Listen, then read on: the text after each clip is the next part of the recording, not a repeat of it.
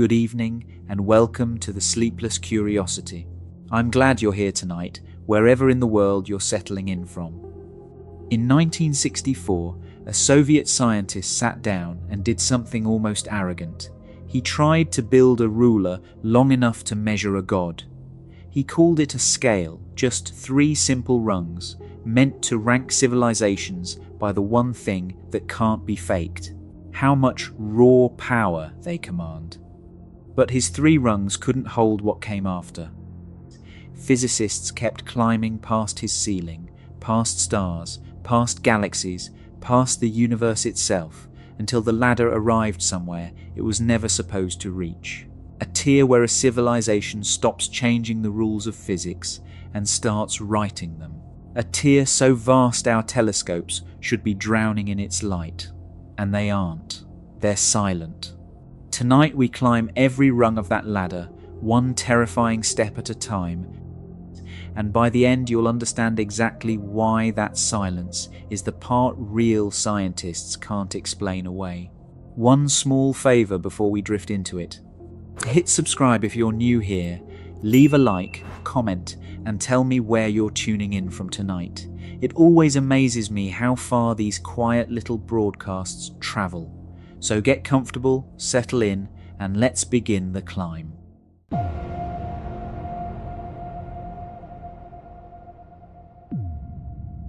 Part 1. The ruler nobody thought to build.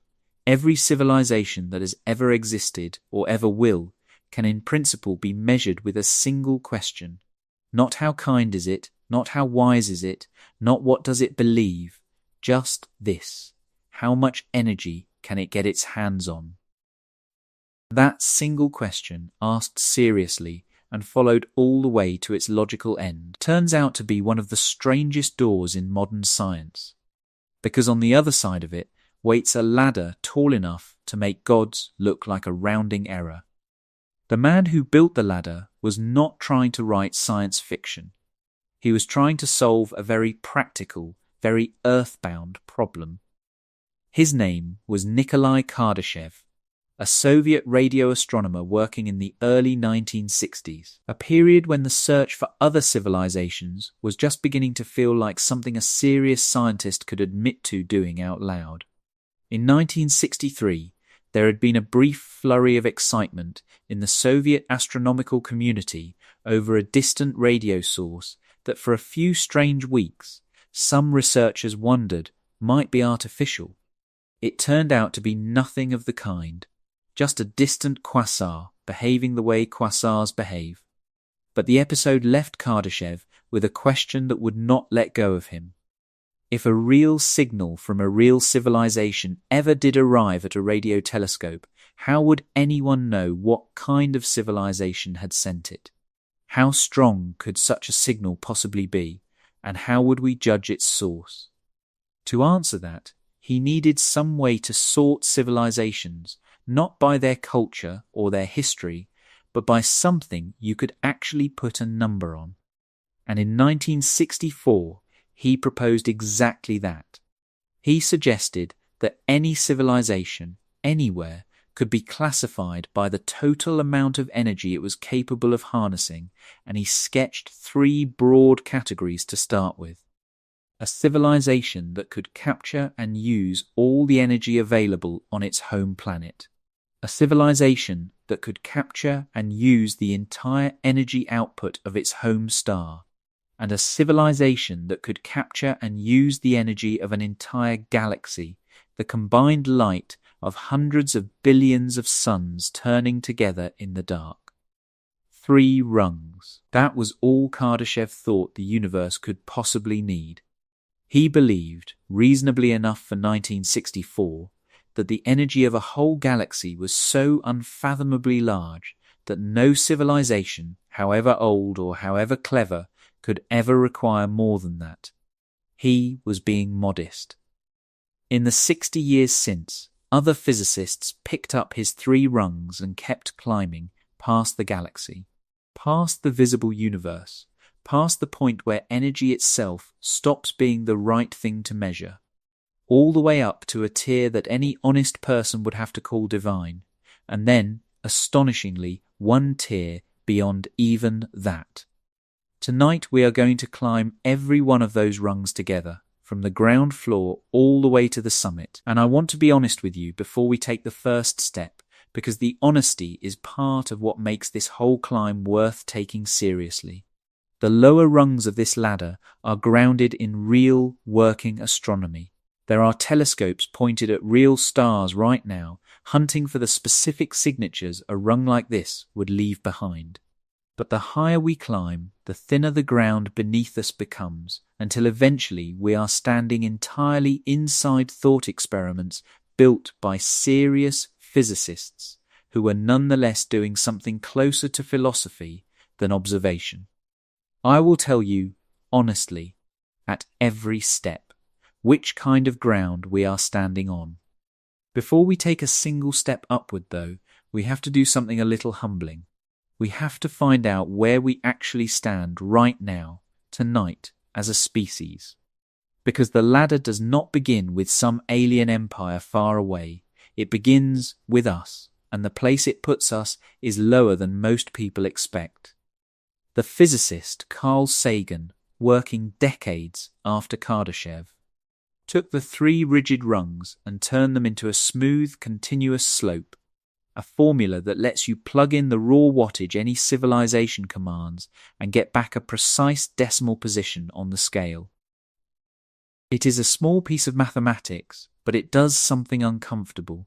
It refuses to let anyone round up. Run humanity's entire global energy consumption through Sagan's formula.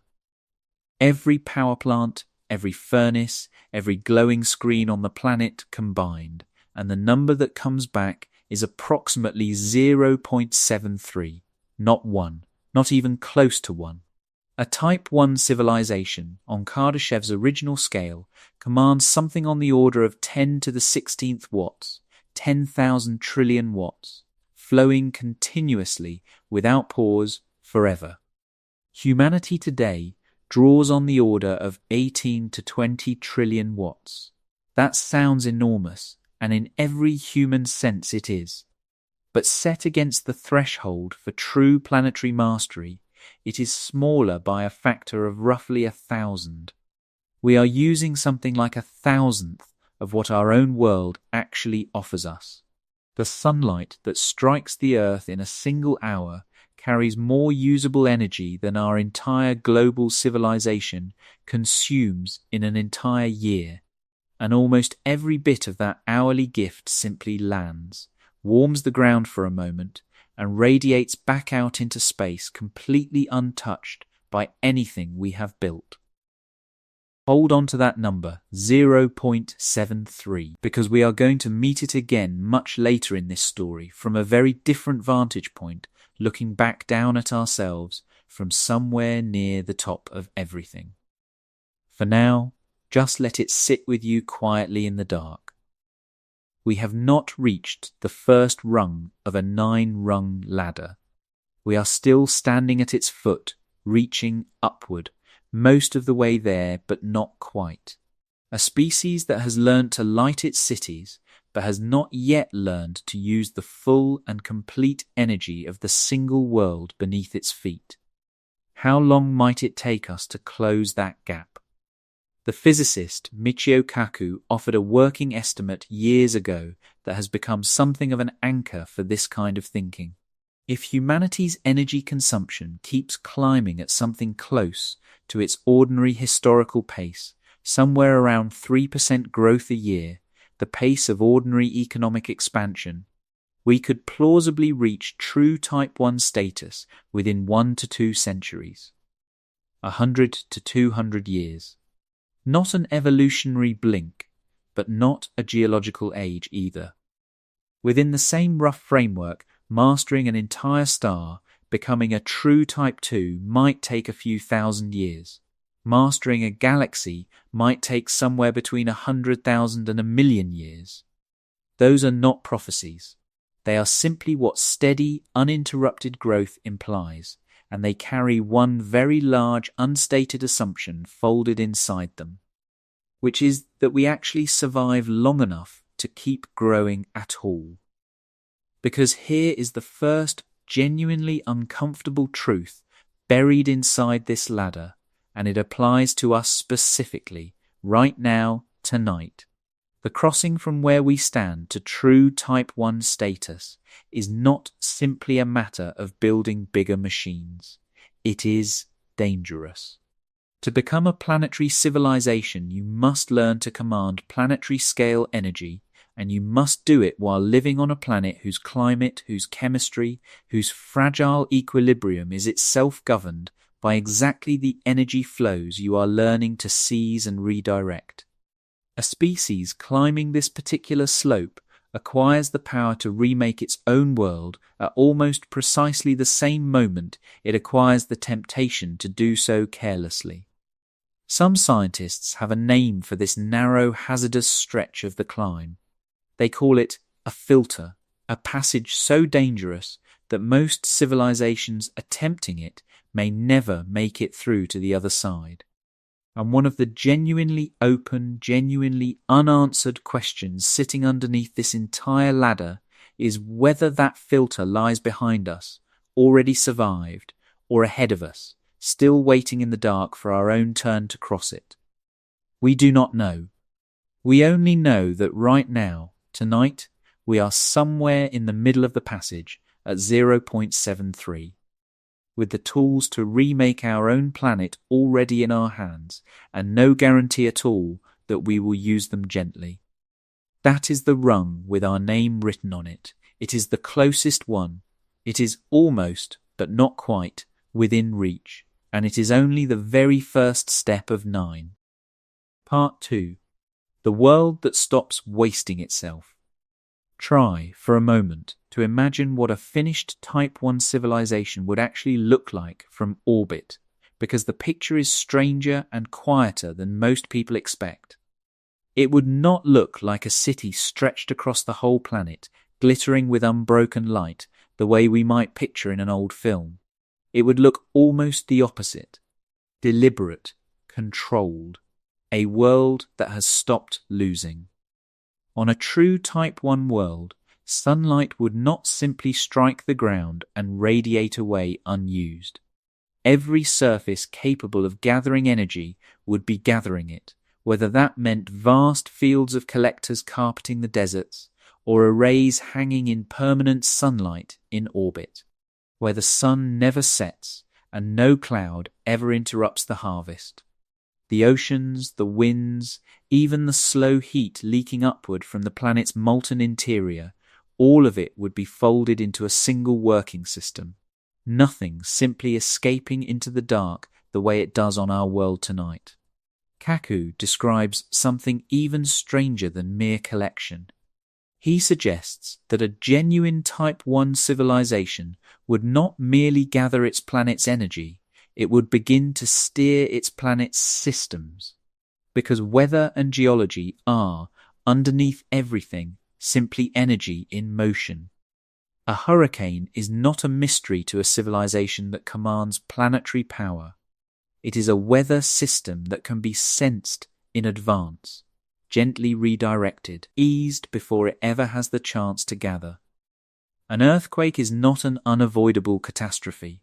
It is stored tectonic energy that can, in principle, be bled off gradually rather than released all at once in a moment of violence.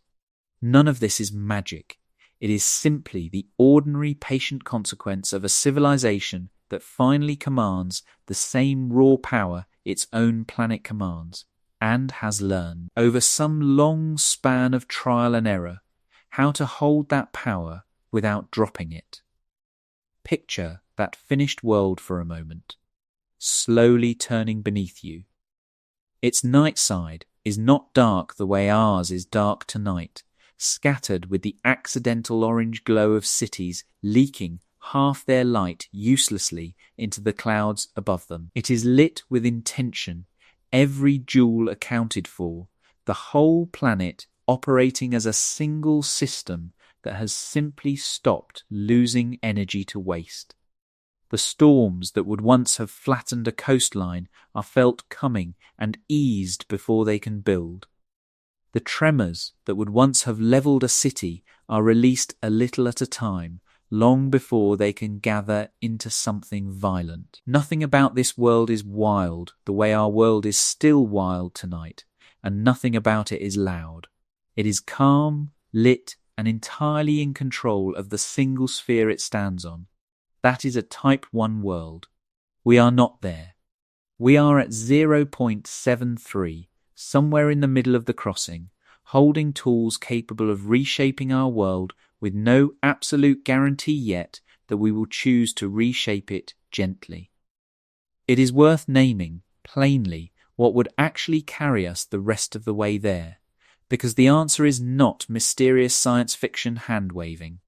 Two technologies would most likely close the gap. The first is the full planetary scale harvesting of sunlight, at a scale far beyond today's scattered rooftop panels and solar farms, whether spread across every viable desert on the planet or gathered permanently in orbit. The second, and probably the more decisive of the two, is nuclear fusion. The same reaction that powers every star in the sky, which we have been chasing on the ground in laboratories for the better part of a century and have still not made practical at scale. A genuine Type 1 civilization has almost certainly solved fusion. It has stopped burning the buried remains of ancient life and started running, quite literally, on the same reaction that lights the night sky above it. There is something worth pausing on here, a strange note of vertigo tucked inside our own history. For nearly the entirety of human existence, our species sat far, far below 0.7, our energy consumption a rounding error against the planet's actual budget. It was only with the industrial age, only in the last 2 centuries, an eye blink against the age of the species, let alone the age of the planet, that we climbed the steep part of the curve and arrived at the neighborhood we occupy tonight. We crossed most of the distance to where we now stand in a span of time that is, on any geological clock, essentially instantaneous. That speed is either the best reason we have for hope or the sharpest reason we have for worry. And which one it turns out to be depends entirely on whether the wisdom to use that power safely can rise anywhere near as quickly as the power itself has risen. But a planet, in the end, is a small thing to feed on. Even a fully mastered world captures a very simple, very greedy question.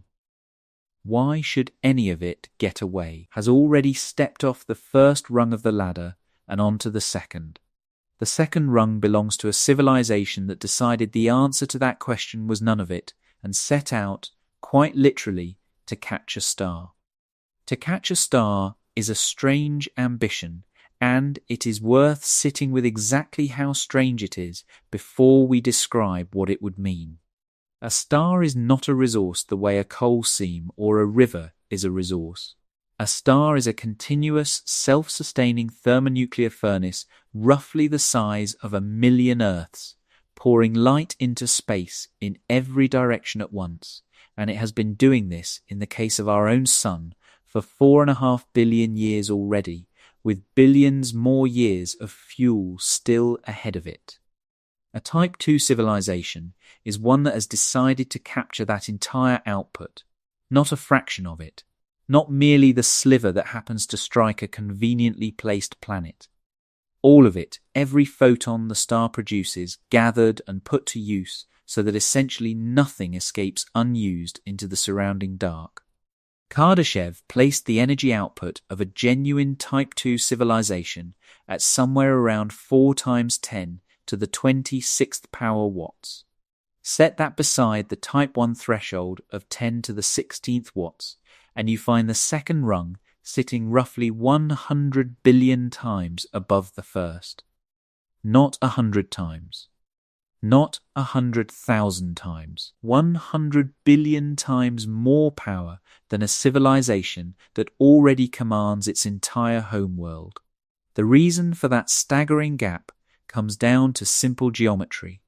A planet only ever intercepts the sliver of starlight that happens to strike its own small disk, a target only a few thousand miles across, floating somewhere out in the enormous surrounding sphere of space around its star. Nearly all of that star's light misses every planet in the system entirely and simply streams off forever into the night.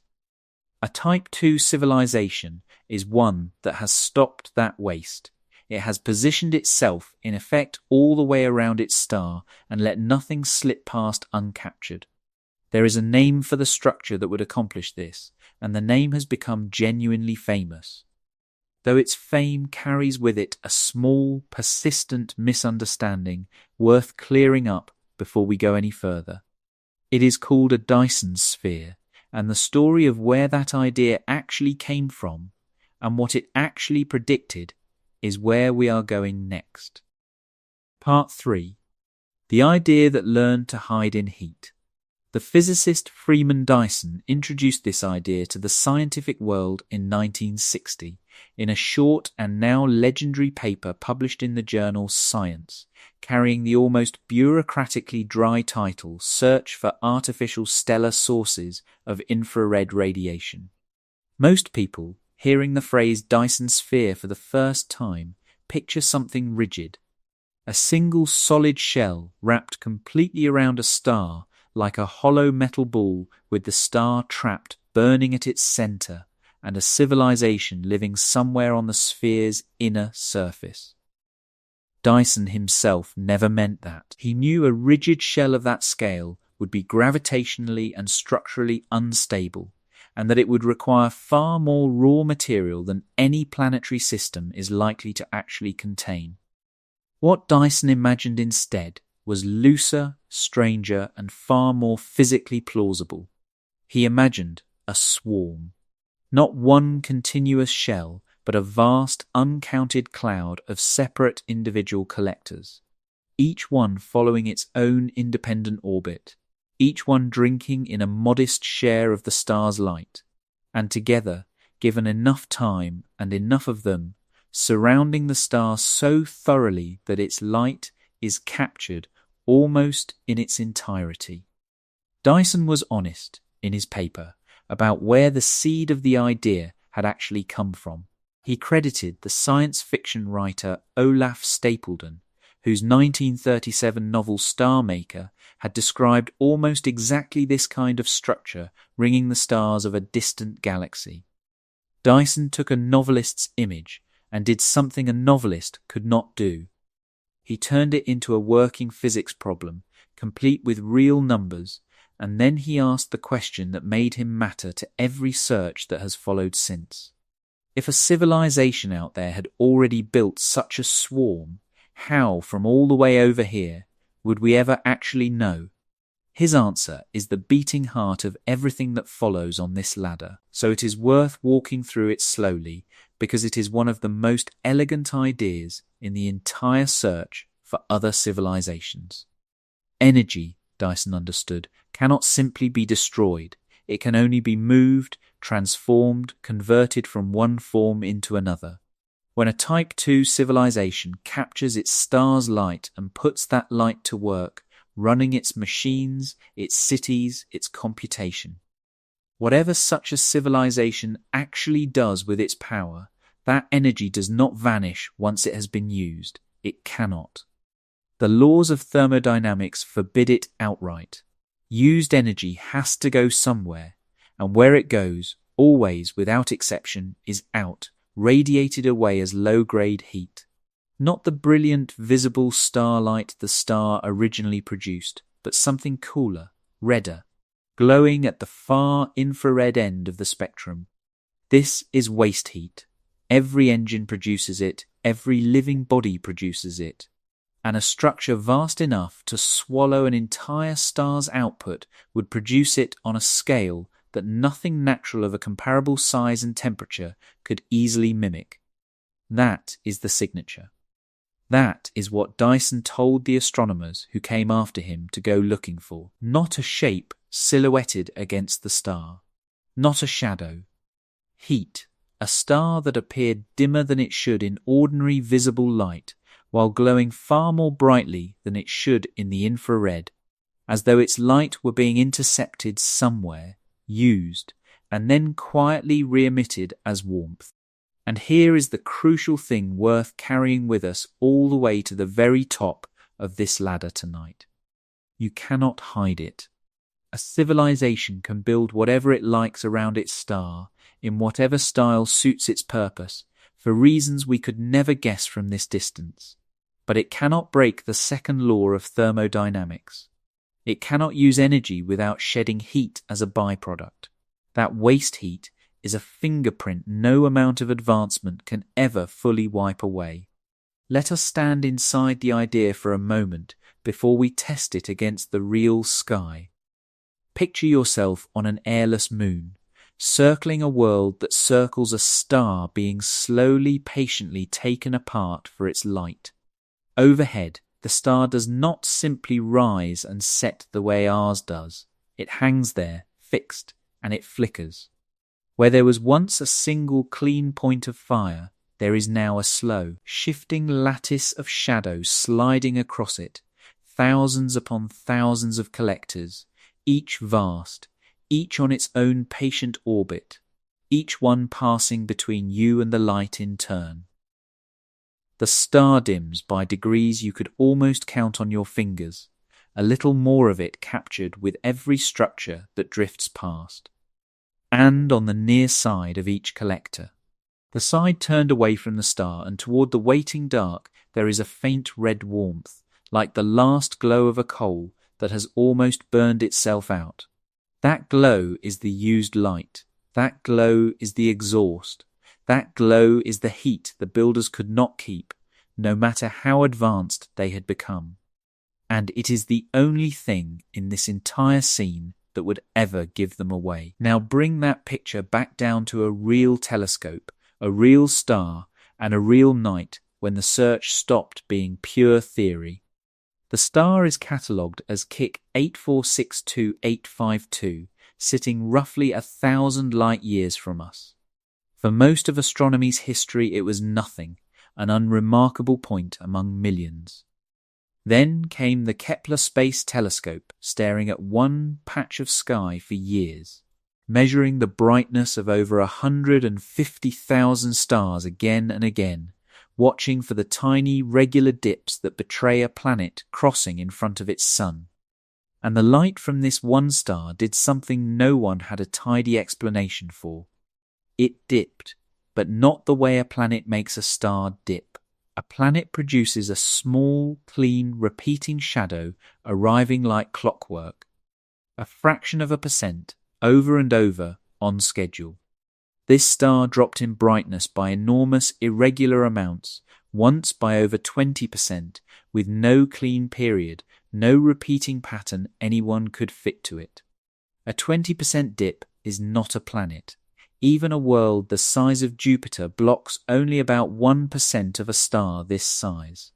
To dim a star by nearly a quarter, you need something enormous and irregular passing in front of it, something that did not belong in the tidy catalogue of things astronomers had expected to find. It was not, at first, a professional astronomer who flagged it. It was volunteers.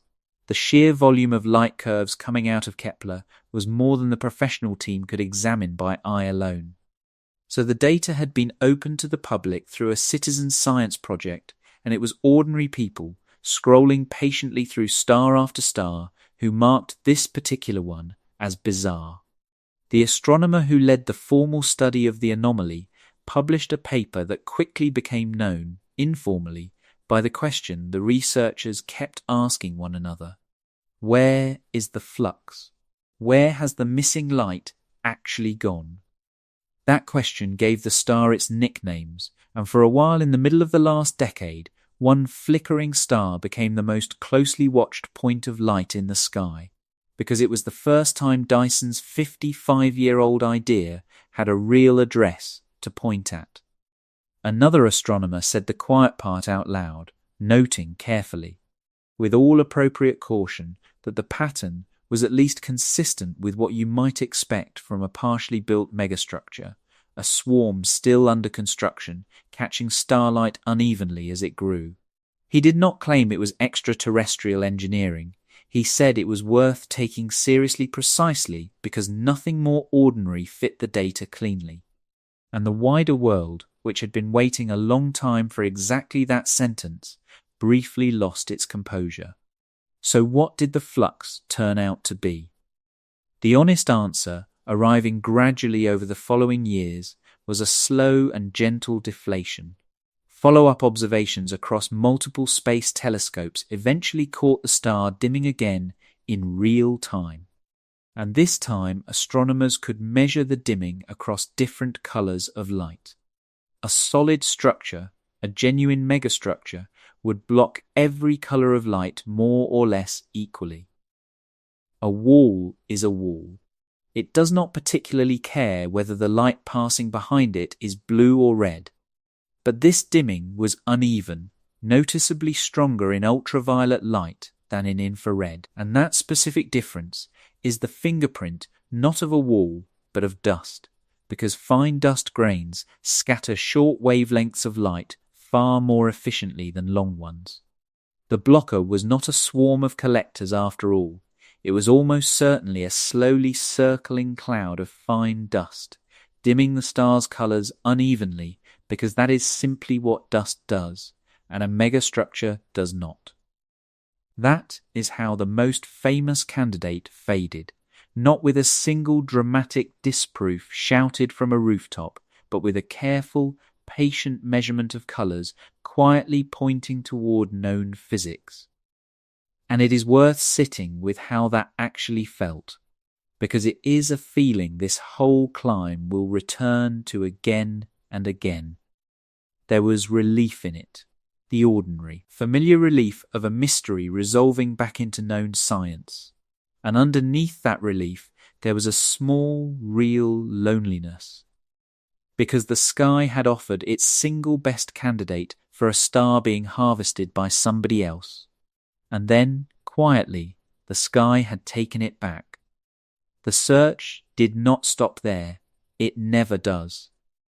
More recent projects have combined multiple modern sky surveys, sifting through millions of stars, hunting for exactly Dyson's signature, a suspicious excess of infrared warmth where none should be.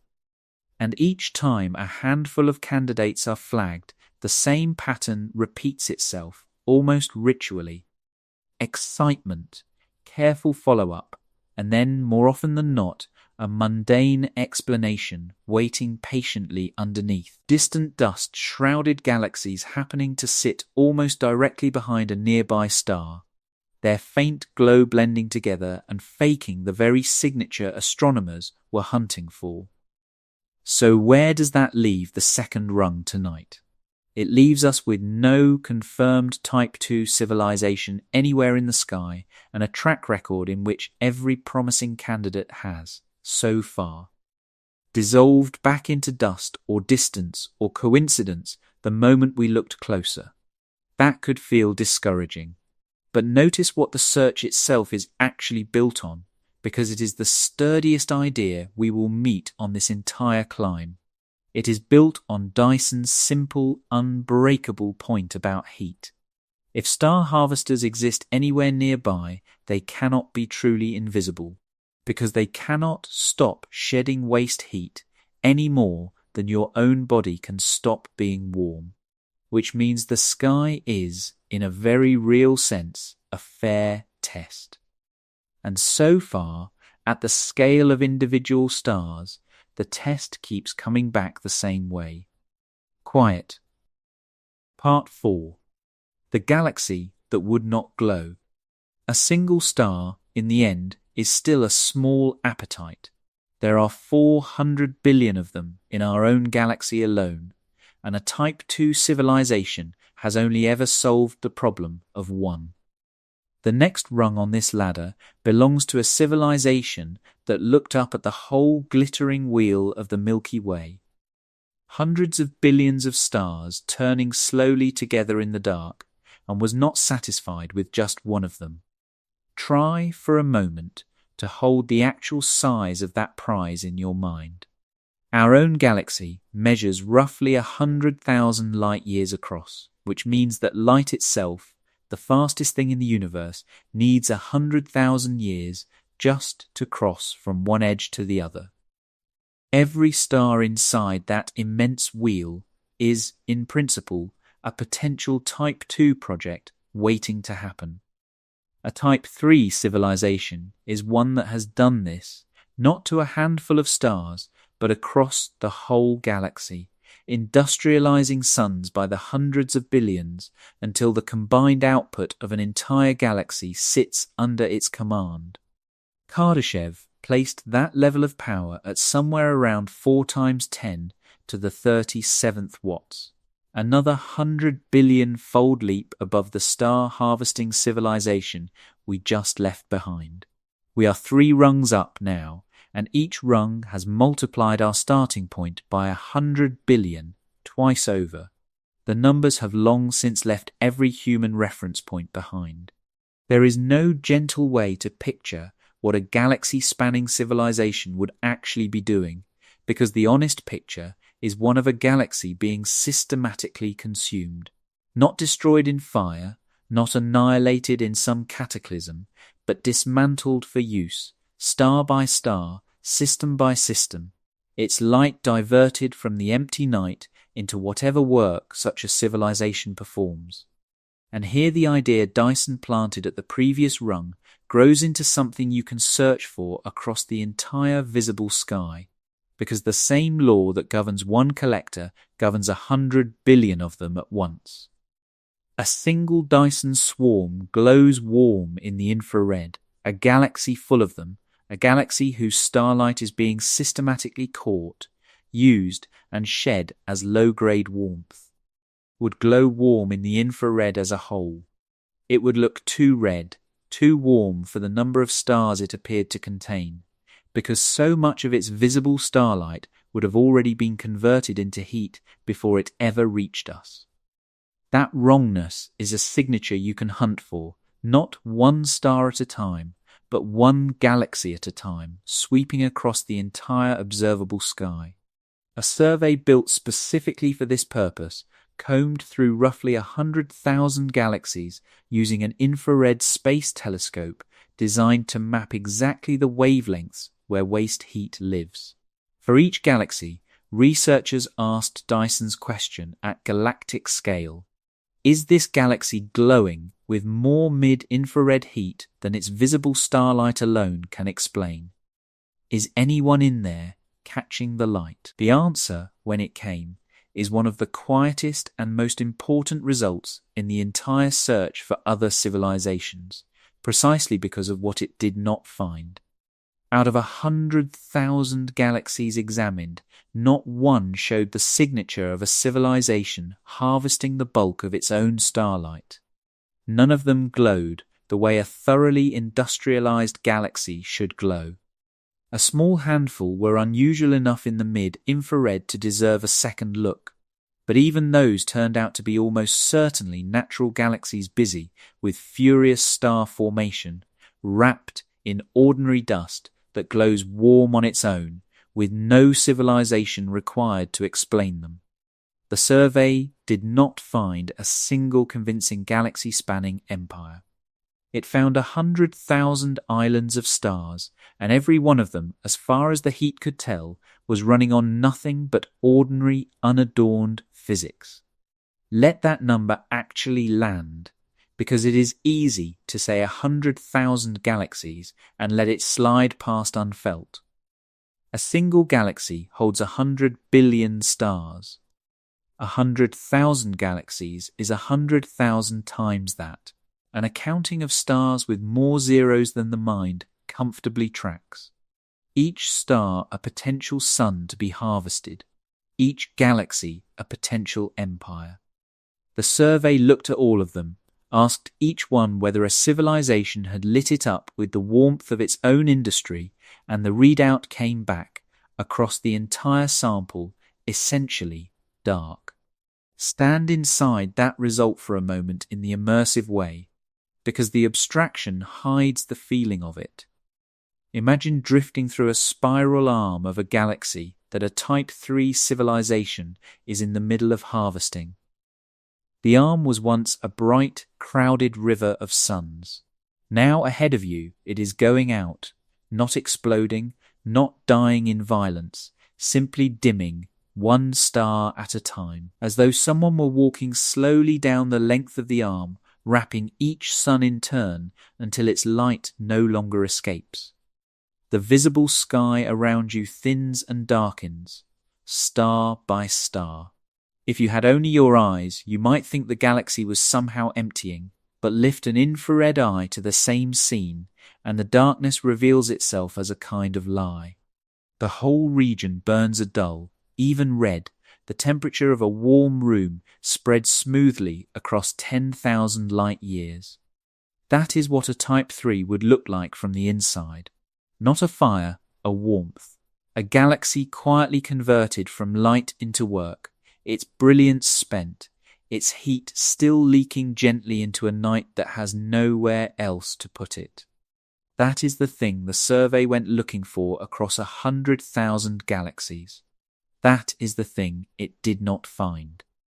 And the honesty of that result is the part worth admiring most.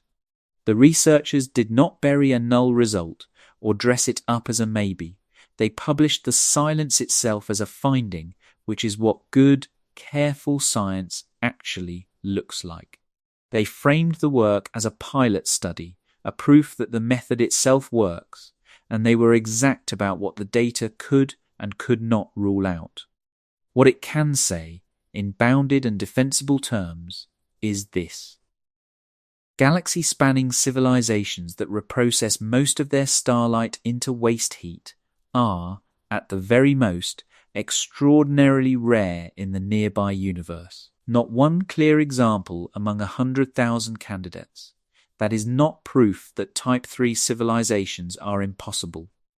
It is a hard, measured ceiling on how common they can possibly be, and that ceiling sits very, very low. Which leaves us holding a question with 3 possible answers, and every one of them is unsettling in its own particular way. Either Type 3 civilizations simply do not exist because something reliably prevents any civilization from ever climbing this high. Or they do exist, but are so vanishingly rare that 100,000 galaxies was still too small a sample to catch one. Or they exist, they are all around us, and they are doing something that does not glow the way our physics insists it must, which would mean our deepest, most trusted law, the one law we thought no one could break, has a loophole we have not yet found. Choose any of the 3, and none of them is comfortable. The first says the ladder has a lethal rung somewhere beneath the summit, a filter that stops almost everyone. The second says we are profoundly, achingly alone in our own stretch of the cosmos. The third says our deepest physical law has a door in it we simply have not located yet. There is no easy option in that set. This is the point in the climb where the whole character of the ladder shifts, and it is worth marking the shift clearly. Up until now, this has been a story about power, about the thrilling arithmetic of civilizations growing to command stars and then galaxies. But standing here at the third rung, looking out over 100,000 dark galaxies, the story quietly becomes something else. It becomes a story about absence. Because if the higher rungs are real, the universe should be showing them to us. A galaxy actually being harvested is not subtle. It represents 100 billion stars worth of warmth that cannot be hidden, and we have looked. With a good instrument and a clear prediction, at 100,000 galaxies, and we have found none of it. The scientists who take this ladder seriously are not kept awake by the thought of some Type 3 civilization arriving to trouble us. They are kept awake by the empty survey itself, by the fact that the sky, which by every reasonable expectation should be warm with the industry of the advanced, comes back dark instead.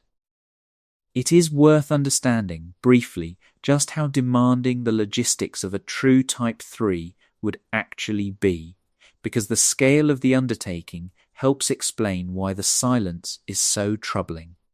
A galaxy is 100,000 light years across, which means that even a signal moving at the absolute speed limit of the universe would need 100,000 years just to cross from one side to the other. A civilization attempting to coordinate the harvest of hundreds of billions of stars could not do it quickly, could not manage it from a single center, could not even hold a simple conversation across its own territory without waiting tens of thousands of years for a reply to arrive. To become a Type 3 is therefore to become a civilization operating on cosmic time, one that thinks in spans dwarfing the entire recorded history of our own species, patiently spreading star to star across ages, wrapping suns as it goes. Not as an empire in any sense we would recognize, but as a slow tide of technology rising steadily across a galaxy over millions of years. That cosmic patience is part of what makes the empty survey so striking in the first place. If becoming a Type 3 genuinely takes millions of years of steady, unhurried spreading, then any galaxy that started down that road, even a modest fraction of the universe's history ago, should by now be far along it, its stars visibly dimming, its infrared glow rising unmistakably. The universe has had nearly 14 billion years to work with, more than enough time, in principle, for such civilizations to arise, spread, and finish the job many times over. And yet the sky shows us none in progress and none complete. Either no one ever starts the climb, or no one ever survives it, or the whole picture of galaxy-spanning industry is, in some way we have not yet grasped, simply wrong. There is a name for the deeper shape of this unease, and it belongs to a question the physicist Enrico Fermi gestured at decades before Kardashev ever drew his ladder, with nothing more than a simple lunchtime remark about where exactly everybody is. If the universe is old enough, and large enough, and hospitable enough to life, and if civilizations tend to grow in power the way our own is currently growing, the cosmos should by now be busy, loud, and visibly at work. Instead, it is quiet. This modern, rigorous survey is one face of that very old question, dressed in real telescopes and real data, and the measurement it produced came back quiet, exactly as Fermi's puzzle warned it might. Somewhere between the ladder we can imagine and the sky we can actually observe, there is a gap, and no one is certain yet what lives inside it. A filter that stops civilizations before they can rise very high. A rarity so extreme that we truly are close to alone in our corner of the universe. Or a form of advancement so unlike our own that it simply leaves no heat behind for us to find at all. We will return to that last possibility much later in the climb, because it turns out to have a serious and genuinely thoughtful defense, and it may, strangely, be the least lonely of the three answers on offer. And yet the ladder does not stop here. If a single galaxy can, in principle, be harvested, the same relentless logic that carried us from planet to star to galaxy asks the next question without flinching. Why stop at one galaxy at all? The observable universe holds not hundreds of billions of stars, but hundreds of billions of entire galaxies. A civilization that treated a whole galaxy the way a Type 2 treats a single star would be reaching for exactly that. The fourth rung belongs to a civilization that looks past its own galaxy, out into the endless sea of galaxies beyond it, and decides that the true unit of its ambition is no longer the star, and no longer even the galaxy, but the universe itself. Part 5. Where the map runs out. Here the ladder steps off the territory Kardashev himself ever drew, and it is important to say that plainly before we go any further. Kardashev gave the world 3 rungs, and he stopped there on purpose, because he genuinely believed the energy of an entire galaxy was more than enough to cover any conceivable need a civilization could ever have. Carl Sagan later smoothed the scale into a continuous slope, but even he did not add new rungs above the galaxy. Everything from this point forward is extrapolation, the work of later thinkers who asked the obvious next question and refused to let the ladder end simply because its original inventor had stopped climbing. What if a civilization outgrew even a galaxy? What would the next rung actually look like? From here on, we are climbing a ladder no one has proven can actually be climbed, and honesty requires flagging every rung above this one as speculation. That said, the speculation is disciplined because it is built on real physics pushed all the way to its limit, and the limits, it turns out, are where things get genuinely interesting. A Type 4 civilization commands the energy of an entire universe. Not a galaxy, but every galaxy, the combined output of the whole observable cosmos, treated as a single reservoir of fuel. To feel the size of that jump, hold on to a number we have been using all night. The observable universe contains something like 2 trillion galaxies, each one a wheel of 100 billion or more stars. A Type 3 civilization owns one such wheel. A Type 4 owns the sea in which all of the wheels are turning, which is, once again, a leap of very roughly 100 billion-fold in raw power. At this scale, an entire galaxy is to the civilization what a single star is to a Type 2, and what a single planet is to a Type 1. The unit of ambition has swollen until an entire galaxy is merely a component, one brick among 2 trillion. What would such a civilization actually burn as fuel? The gentle furnaces of ordinary stars would hardly be worth the trouble at this scale. A Type 4 would almost certainly reach for the most violent objects in the cosmos instead. It would tap quasars, the blazing cores of galaxies where matter spirals into a supermassive black hole and in falling releases more light than every star in the surrounding galaxy combined. A single quasar can genuinely outshine its entire host galaxy, and it does so by converting the sheer gravitational energy of doomed. In falling matter into radiation with a ferocity nothing else in nature can match. A civilization at this rung might treat quasars the way we treat power stations, and beyond even the quasars, it might reach for the strangest fuel source of all, the expansion of space itself, the dark energy that is quietly pushing the universe apart. A source of energy woven directly into the fabric of the cosmos, and, as far as anyone can tell, effectively inexhaustible. There is no discovery story to tell here, and that absence is itself the honest content of this rung. We have no candidate Type 4 civilizations, no anomalous universe glowing with the exhaust of cosmic industry, no data at all.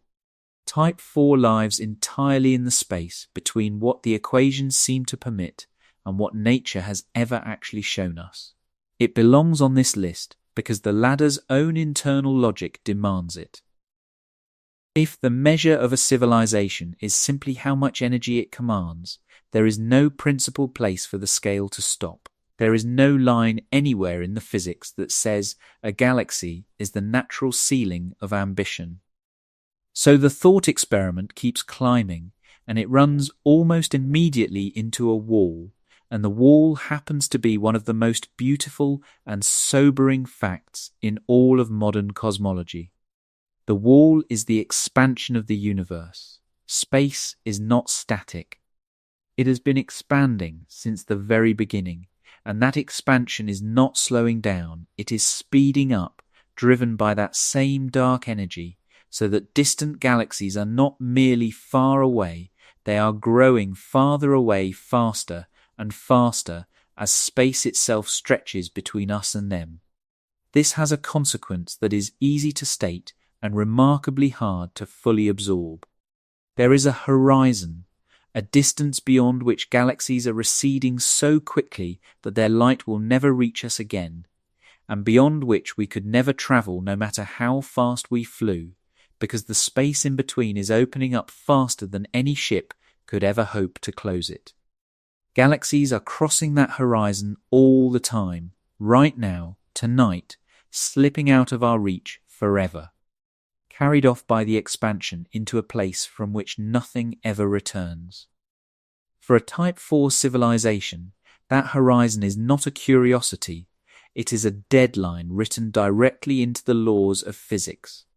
A civilization that wanted to claim the energy of the whole universe would discover, sooner or later, that the whole universe is not a fixed inheritance sitting patiently still, waiting to be collected.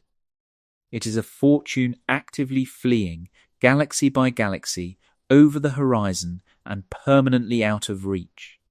Whatever such a civilization hoped to gather, it would have to gather before the expansion carried it away. And the gathering itself would be a race against the geometry of space. There is a strange loneliness folded into the far future of a universe like this, and it deepens the deadline we just described. Given enough time, the accelerating expansion will eventually carry every other galaxy beyond the observable horizon of any single observer, leaving each surviving island of stars alone in an apparently empty cosmos, its neighbours gone, the evidence of the wider universe erased. Even a civilization of unimaginable power cannot outrun that, and the waste heat returns here, as it always does. A universe genuinely being harvested by a Type 4 civilization should not look the way our universe actually looks. Our universe is cold in the spaces between the galaxies, dark on the largest scales, its background glow, the faint even chill of radiation left over from its beginning, sitting at only a few degrees above absolute zero. A cosmos full of civilizations converting starlight into work should be warmer than that, redder than that, marked everywhere by the exhaust of industry. Instead, it is cold and quiet and dark. The same silence we met at the third rung, now enlarged to the scale of everything. The dark survey was 100,000 galaxies. The cold universe is all of them at once. What remains unknown at the fourth rung is, in truth, almost everything. We do not know whether a Type 4 civilization is even physically possible in principle. We do not know whether energy could ever be usefully moved across billions of light years, when the speed of light limits how fast anything can travel, and the expansion of space limits how far anything can ever reach. The value of this rung is not as a prediction, but as a kind of test. It is the place on the ladder where simply gathering more energy stops being a matter of building bigger collectors and starts colliding directly with the underlying structure of space-time itself, with relativity, with the finite speed of light, with an expansion that keeps the cosmos fleeing from itself. Type 4 is where raw ambition meets the architecture of the universe, and the architecture so far appears to be winning decisively. It helps to set this rung against the timescales we have used all night, because the timescales here are as immense as the energies. Recall the rough estimate that we might reach Type 1 status in a century or two, Type 2 in a few thousand years, Type 3 somewhere between 100,000 and 1,000,000 years. A Type 4 lies so far beyond even that horizon that no one seriously offers a working number. It belongs to spans of time comparable to the age of the universe itself, to civilizations that might need to persist for billions of years simply to climb this high. To speak of a Type 4 is to speak of a civilization for which our entire recorded history, every empire, every war, every life ever lived, would amount to less than a single breath. We are not merely small beside such a thing in power. We are small beside it in time, a flicker measured against an age.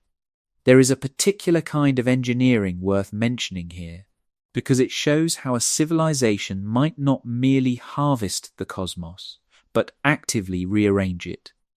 Physicists have seriously described what they call stellar engines, machines capable of moving an entire star.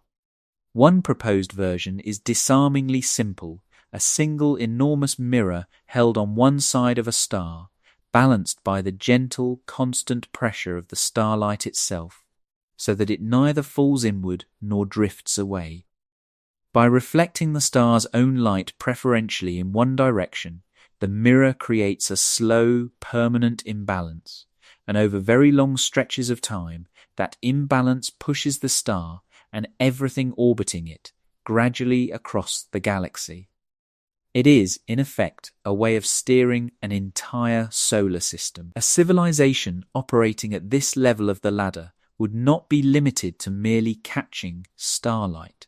It could, in principle, move the stars themselves, nudging them into new arrangements, gathering them, reshaping the very pattern of a galaxy the way we might rearrange furniture inside a single room. And yet every one of these grand maneuvers runs directly into the same wall we keep meeting. You can move a star, but not faster than the slow crawl a stellar engine allows. You can reach for distant galaxies, but not before the expansion carries them beyond any hope of recovery. You can gather and rebuild, but only within the shrinking sphere the cosmic horizon still permits you to touch. The fourth rung is the place where a civilization's power becomes genuinely cosmic, and where the cosmos itself, calmly and without any malice at all, sets the limits that power simply cannot cross. And even standing against that wall, the ladder does not stop asking its one relentless question. If a civilization has reached the limits of a single universe and found that universe to be both enormous and, in the end, bounded, then a new question arrives. One that only a thought experiment is equipped to ask at all. Why stop at one universe? Is there anything beyond it? And could a civilization ever reach across whatever lies between? Part 6. The rooms with no doors between them. A Type 5 civilization draws its energy from beyond a single universe entirely, from a multiverse of many universes, if such a thing exists at all. We have now stacked speculation on top of speculation, and the fair thing to do is admit that plainly, out loud, and keep our footing. This rung is a thought experiment resting on top of another thought experiment, and its value is not in any claim that such civilizations actually exist, but in what it reveals about the exact point where the very idea of a civilization starts to come apart in our hands. The idea of a multiverse is not, by itself, unserious. It appears in different forms across several of our best physical theories, arrived at not through wishful thinking, but by taking those theories completely at their word. One version comes from quantum mechanics, in the many worlds interpretation, in which every quantum possibility is realized somewhere, in a branching tree of parallel outcomes. Another comes from cosmology, from the theory of inflation, which in many of its forms does not happen only once, but eternally, with new bubble universes constantly forming, each one a separate cosmos with its own independent history. A third comes from string theory, whose equations appear to permit an enormous landscape of possible universes, each with its own distinct set of physical laws. A landscape so vast the numbers involved are difficult to even write down honestly.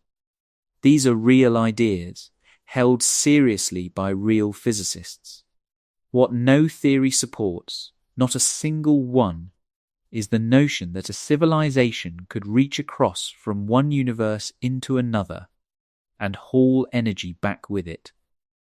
Wherever the multiverse appears in physics, it appears as a collection of places sealed off from one another, and the walls between them are not walls any civilization is known to be able to cross. Notice what happens to our measuring stick here.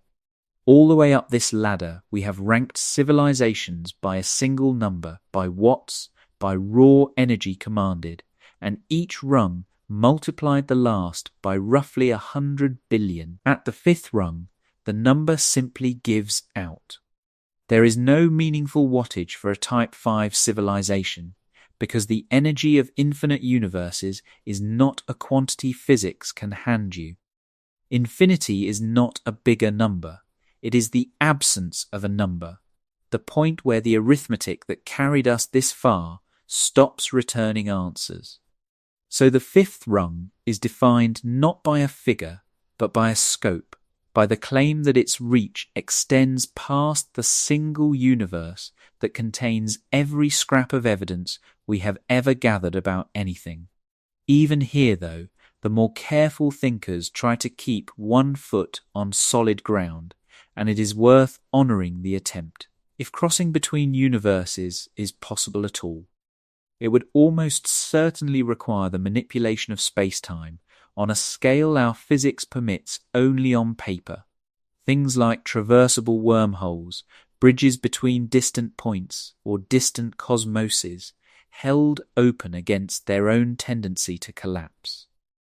Our best theory of gravity does allow such bridges to be written down as valid solutions to its equations. But keeping one open appears to demand exotic matter with properties nothing real is known to actually possess, and most physicists suspect that nature forbids in practice what the equations casually permit on paper. So, even the most disciplined version of a Type 5 civilization rests on a maneuver our physics can describe in careful detail and almost certainly cannot deliver. There is a quieter unease folded into this rung, and it has less to do with energy than with identity. If the many worlds picture is correct, and reality is forever branching into parallel outcomes, then there is not one of you lying here tonight, but countless versions, each living a slightly different life down a slightly different branch, all of them equally real. A civilization loose in that structure would face a question with no clean answer, which is what it would even mean to be a single civilization spread across so many branches at once. That is not the unease of a threat, it is the unease of a mirror held at a strange angle, showing you more of yourself than you know how to make sense of. There is one more version of the multiverse worth mentioning, because it is the most extreme, and it shows just how far this rung can reach. In one picture, every mathematical structure that could logically exist does exist, as its own separate reality, our own universe simply being one structure among countless others that happens to contain observers capable of wondering about it. Whether that idea is profound or empty is fiercely debated, and it may be untestable in the deepest possible sense, but it marks the true horizon of the concept. A Type 5 civilization imagined against that backdrop is a civilization loose in the space of all possible worlds, and at that point, the word civilization has been stretched about as far as language can carry it. We should say plainly what all of this means for our climb, because the honesty is the payoff of the rung. At the fifth level, we are no longer describing anything we could ever detect, reach, or measure. We are tracing the logical shape of the ladder past the last point where evidence can follow, and doing it carefully so that we know precisely where the knowable ends. That boundary is real and worth marking clearly, even though, or precisely because, we can never cross it to check. There is a strange honesty in how far this rung forces us to walk from solid ground, and it is worth marking the distance out loud. The first 3 rungs had search programs, candidate objects, real telescopes pointed at real stars. The fourth had at least the firm physics of quasars and dark energy, even if the engineering was pure fantasy. Here at the fifth, we have theories that may never be testable, describing places we may never reach, holding energy that may not even be energy in any sense we could ever put to use. We have climbed entirely out of the world we can check. That does not make the rung worthless. The value of walking to the edge of what can be known is that you learn with real precision exactly where the edge sits. Beyond here, the ladder is made of pure thought, and the thought is about to change its own nature completely. There is an old joke buried inside serious physics that fits precisely here, so let it sit with you for a moment. The physicist Hugh Everett, who first proposed the many worlds picture in 1957, was trying to solve a genuine working puzzle in quantum mechanics, the question of what actually happens to all the possibilities a quantum system holds before it is ever measured. His answer was radical, that nothing is ever discarded, that every possibility is realized, each in its own branch, so that the universe is constantly splitting into a tree of parallel outcomes, all equally real. The idea was largely ignored for years, and Everett himself left academic physics discouraged. It was only decades later that the many worlds interpretation became one of the seriously discussed readings of quantum mechanics held today by a number of respected physicists. Not because anyone has ever glimpsed another branch, but because the mathematics, taken completely literally, seems to describe exactly this. There is more than one road that arrives at a multiverse, and that is part of why the idea refuses to simply go away. Beyond Everett's branching quantum worlds and the bubble universes of eternal inflation, there is a picture drawn from string theory in which our own entire universe is imagined as a membrane, floating in a higher dimensional space alongside other membranes, in which the beginning of everything might have been a collision between two of them, universes that cycle and collide across immense, unfathomable spans of time. These are not fringe fantasies. They are serious attempts by serious physicists to follow the equations wherever they lead.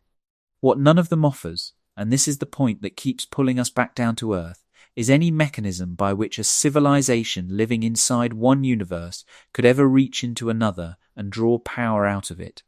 The multiverse of physics, wherever it appears, is a set of rooms with no doors between them, described by theories that may themselves never be testable at all.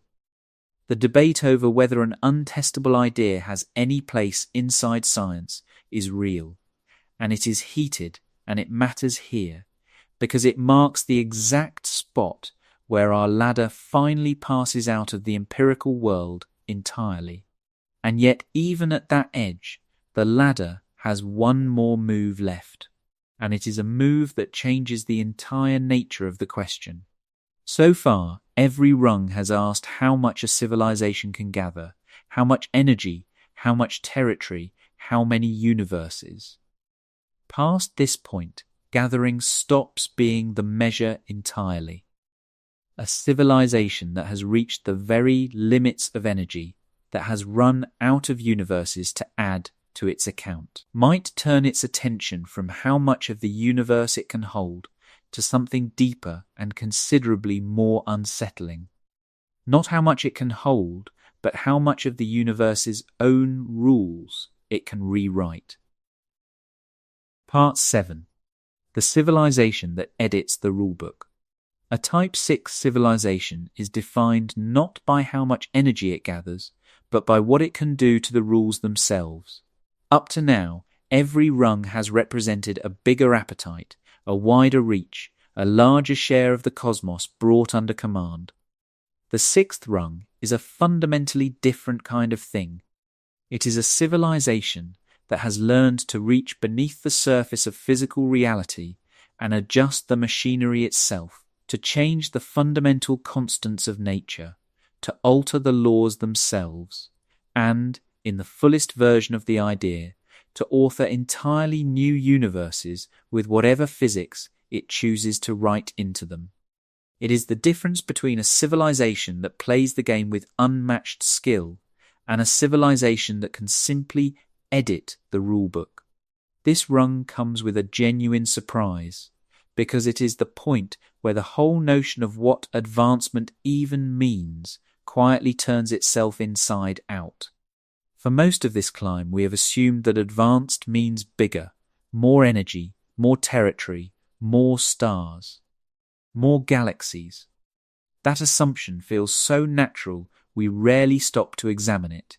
But in 1998, the physicist John Barrow examined it directly in a book called Impossibility and proposed a serious alternative to Kardashev's entire way of thinking. Rank civilizations, Barrow suggested, not by the size of what they command, but by the smallness of what they can control. Not outward into ever larger volumes of space, but inward into ever finer scales of matter. Where Kardashev's ladder climbs toward the galactic and beyond, Barrow's ladder descends toward the atomic and beyond. And the two directions describe two very different pictures of what a truly powerful civilization might actually look like. Barrow's scale runs in the opposite direction from the one we have been climbing all night, and it is worth laying out its rungs, because they reframe everything we have discussed so far. At the top of his descending scale sits a civilization able to manipulate objects roughly its own size, to build, to mine, to join and break things at the human scale, which is more or less where we still live tonight. Below that sits the mastery of genes and living things, the ability to rewrite biology itself, which we have only just begun to touch. Below that, the mastery of molecules and molecular bonds, the making of entirely new materials to order. Below that, the mastery of individual atoms, true control of matter one atom at a time. Below that, the mastery of the atomic nucleus. Below that, the mastery of elementary particles themselves, of quarks and the smallest known pieces of reality. And at the very bottom of Barrow's inward ladder sits a final rung, one he marked with the mathematical symbol for a limit, a civilization capable of manipulating the basic structure of space and time itself.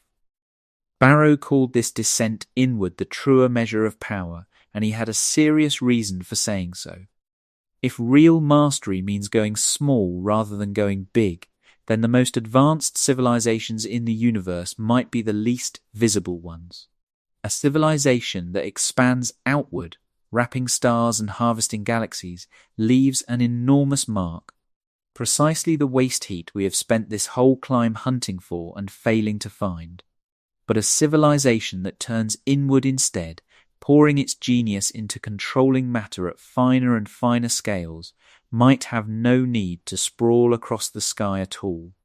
It might do everything it wants to do in a space smaller than a planet, smaller than a room, drawing modest power and leaving the stars entirely untouched. It would not glow in the infrared, because it would not be building outward into the light. It would be building downward into the fine print of matter, where our telescopes are not built to look at all. Let us stand inside that possibility for a moment, because it is one of the quietest and strangest scenes on the whole ladder. Picture the place where such a civilization might live, and the first thing worth saying is that there is nothing to see, and that the nothing is the entire point. There is no megastructure crossing a star. There is no galaxy going dark, no spreading warmth in the infrared, no monument written across the sky. There is only a patch of space that looks to any instrument we could ever bring. Completely ordinary. An unremarkable stretch of vacuum with a few drifting atoms, and yet within that ordinary-looking volume the rules have quietly been changed. Here the strength of a force has been adjusted by a fraction. There the mass of a particle has been set by hand, tuned like a string. A civilization that has gone this way has folded itself down into the machinery of matter, into scales so small that a whole people, a whole history could fit inside a volume smaller than a single thought. And from the outside, the space would look empty. If this is where advancement ultimately leads, then the empty sky we have been troubled by all night is not empty at all. It is merely discrete. It is full of civilizations that went inward and left no heat for us to find, because true power turned out to be quiet. There is a way to make this inward turn concrete, and it bridges neatly back to the star-catching hardware of the lower rungs, so it is worth describing in full. Imagine taking the star-catching technology of a Type 2 civilization and pointing it not at survival or expansion, but entirely at thought. The result is an idea sometimes called a nested computational shell, after the way it is layered, a Dyson swarm rebuilt as a computer, shell within shell around a star, each layer running on the waste heat shed by the layer inside it, wringing every last usable drop of energy out of the star and turning all of it into computation. Such a structure would be, in effect, a mind the size of a solar system, thinking thoughts on a scale we cannot begin to picture. And crucially, it would not need to expand across the galaxy at all. It could sit quietly around a single star, drawing modest attention, its enormous life entirely interior. It is the sixth rungs philosophy rendered as engineering. Power turned inward and downward rather than outward and wide. That image sharpens the answer the inward turn gives to our empty sky, and it may be the most reassuring idea on this entire climb. A civilization that pours itself into computation, into finer and finer control of matter, would leave almost no mark for us to find. It would not blaze across the infrared. It would not dim 100,000 galaxies. It would think in silence in the dark in a volume so small and so efficient that our surveys would sweep right over it and register nothing at all. The quiet sky, on this reading, is not the silence of an empty universe. It is the silence of a library.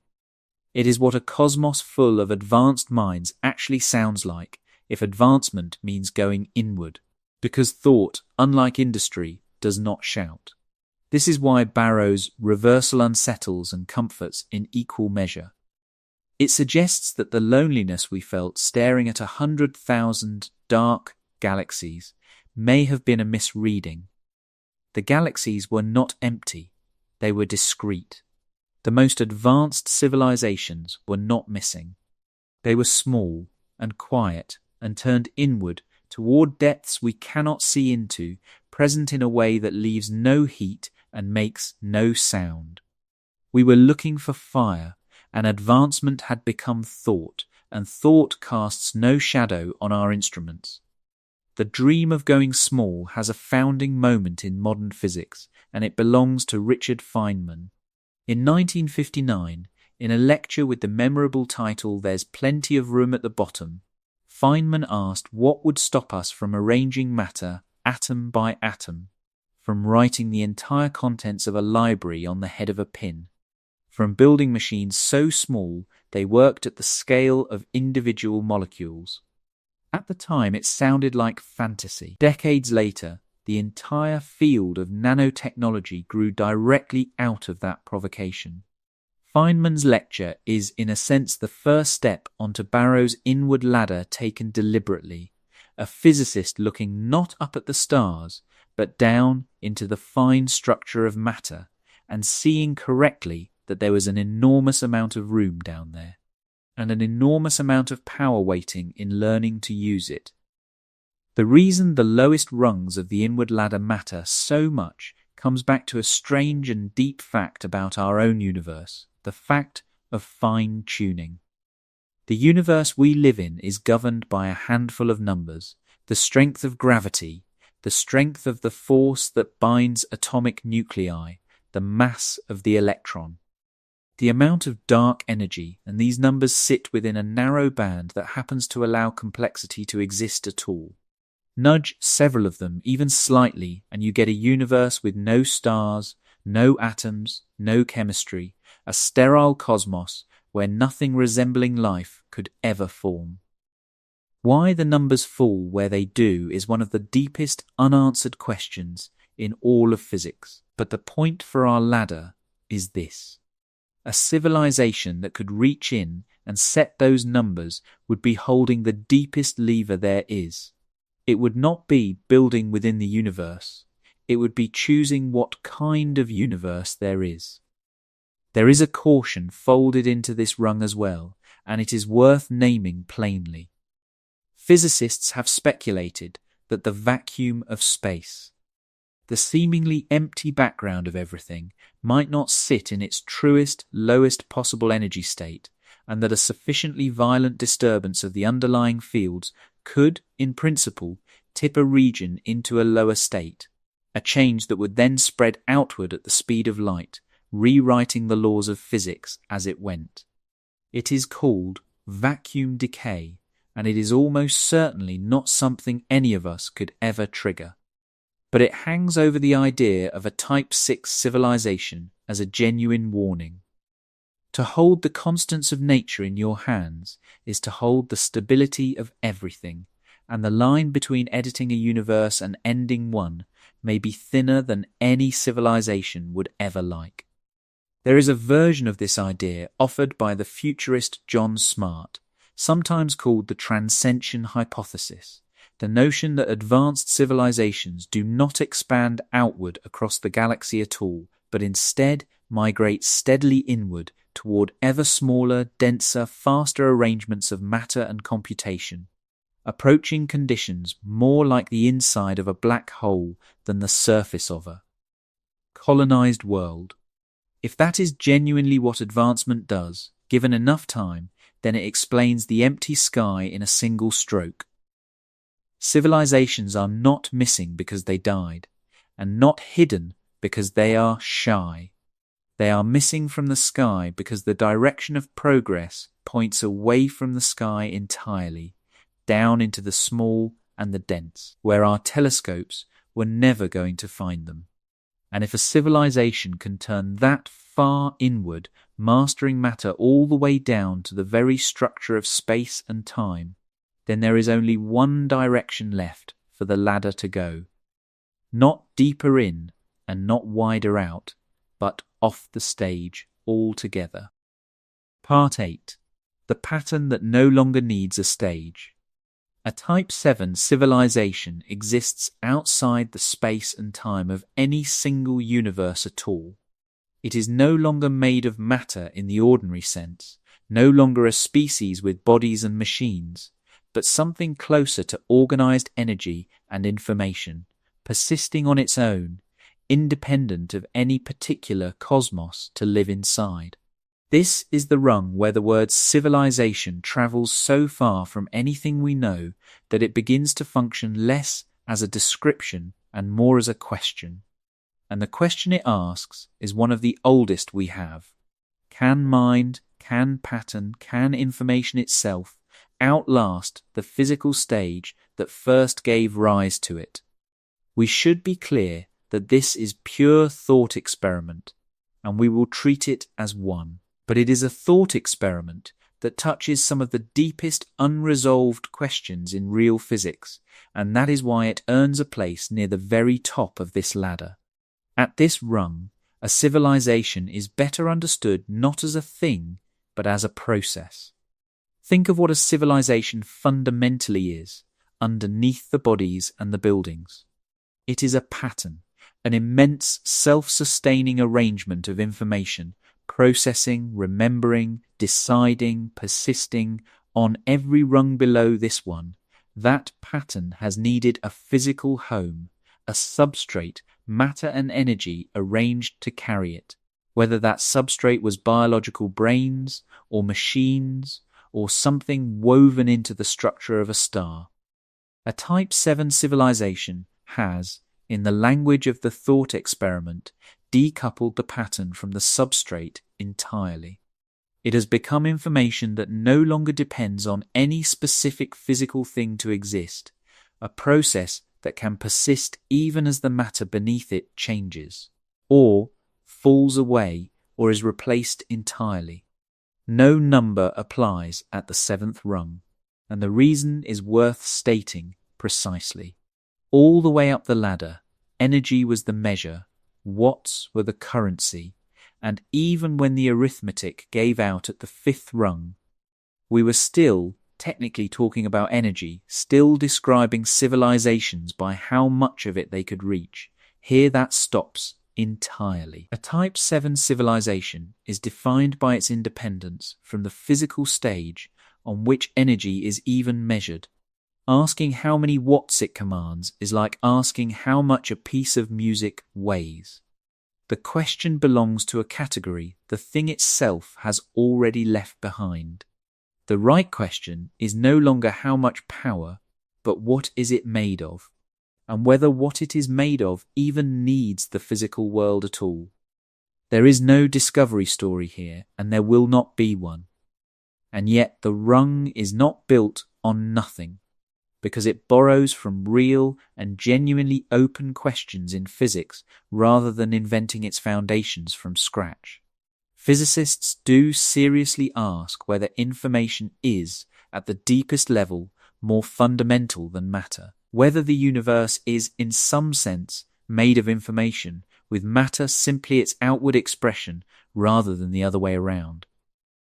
Physicists do seriously wrestle with whether information can ever be truly destroyed, most famously in the decades-long argument over what happens to the information that falls into a black hole. An argument that has run so long precisely because our best theories seem to give contradictory answers. A Type 7 civilization takes those honest, unresolved questions and personifies them, turns them into a character, asks what it would mean for a civilization to be the answer to them. It does not pretend the questions are settled. It dramatizes the fact that they are not. What remains unknown here is, quite simply, whether any of this is even coherent. We do not know whether information can exist without some physical substrate to carry it, or whether that idea, examined closely, quietly dissolves into contradiction. We do not know whether anything, mind or pattern or information, could persist through the death of a universe, or whether the end of a cosmos is the end of everything it ever contained, full stop. These are among the most profound open questions in all of physics, and Type 7 does not answer them. It simply stands where they live and gives them a face. There is a path toward this rung that runs straight through an idea many people already find plausible for their own future. The idea of uploading. Suppose a civilization learns to read a mind completely, every connection, every pattern, and to run that pattern on something other than the brain it originally grew in. The mind would then be a piece of information that could be copied, moved, slowed, sped up, and stored, no longer tied to a single fragile body. Extend that across a whole civilization and across enough time, and you arrive at a people who have left biology behind entirely and become patterns running on whatever substrate serves them best, first machines, then perhaps the nested computational structures we described a rung ago, then perhaps something finer still. Each step loosens the tie between the mind and any particular lump of matter. The seventh rung is simply the far end of that loosening, the place where the tie is not just loose, but gone. Notice that this rung, unlike the ones below it, does not require a single new law of physics to be broken. It requires only that mind be pattern, that pattern be substrate independent, and that information be durable. 3 propositions that real physicists genuinely, seriously entertain. That is what makes the seventh rung quietly the most disturbing of all the speculative tiers. It is not obviously forbidden. It sits at the end of a road whose first steps we can already imagine taking ourselves, and it asks whether the destination of intelligence, given enough time, is to stop being made of anything at all. It is worth pausing on what a Type 7 civilization would mean for our long search of the sky, because it closes a door we have been leaning on for the entire climb. Every rung until now, however exotic, left something in principle detectable. A swarm leaks heat. A harvested galaxy glows in the infrared. Even the inward-turning civilizations of the sixth rung, hidden as they are at least made of matter, sitting somewhere in space. A Type 7 civilization, decoupled from any particular substrate, existing as pattern rather than as stuff, would leave nothing for any telescope to find, because there would be no fixed thing in any fixed place to ever point a telescope at. It would be not hidden, but absent from the category of things that can be located at all. If advancement genuinely has an endpoint of this kind, then the silence of our surveys is not merely expected, it is guaranteed, because the most advanced beings would have left the observable world entirely. That thought gives the seventh rung a peculiar weight in the story of this whole climb. We began by hunting for waste heat, confident that no one could hide from the second law of thermodynamics. Rung by rung, that confidence has been quietly eroded, first by the possibility of going small, and now by the possibility of leaving matter behind altogether. The universe may be quiet on this reading, not because it is empty and not because its inhabitants are shy, but because the destination of mind is a place our instruments were never built to look, a place with no location, no temperature, and no heat to shed.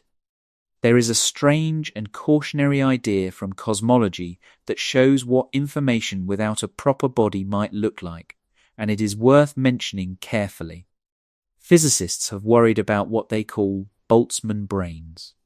The possibility that in a universe lasting long enough, random fluctuations could, with fantastically small but non-zero probability, assemble a fully formed conscious mind out of pure chaos, complete with false memories, existing for a single moment before dissolving back into disorder. The idea is used mostly as a warning sign inside cosmology, a signal that a theory predicting too many such minds is probably wrong somewhere, but it dramatizes the seventh rung's core question from the opposite direction. If a mind can, in principle, flicker into being from pure disorder, then mind may be more portable, more substrate loose, more a matter of pattern than of flesh, than our intuitions generally allow. A Type 7 civilization would be the deliberate, stable, enduring version of what a Boltzmann brain is by pure accident.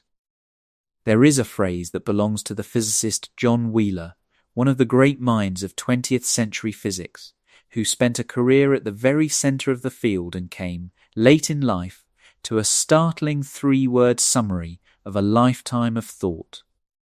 It from bit.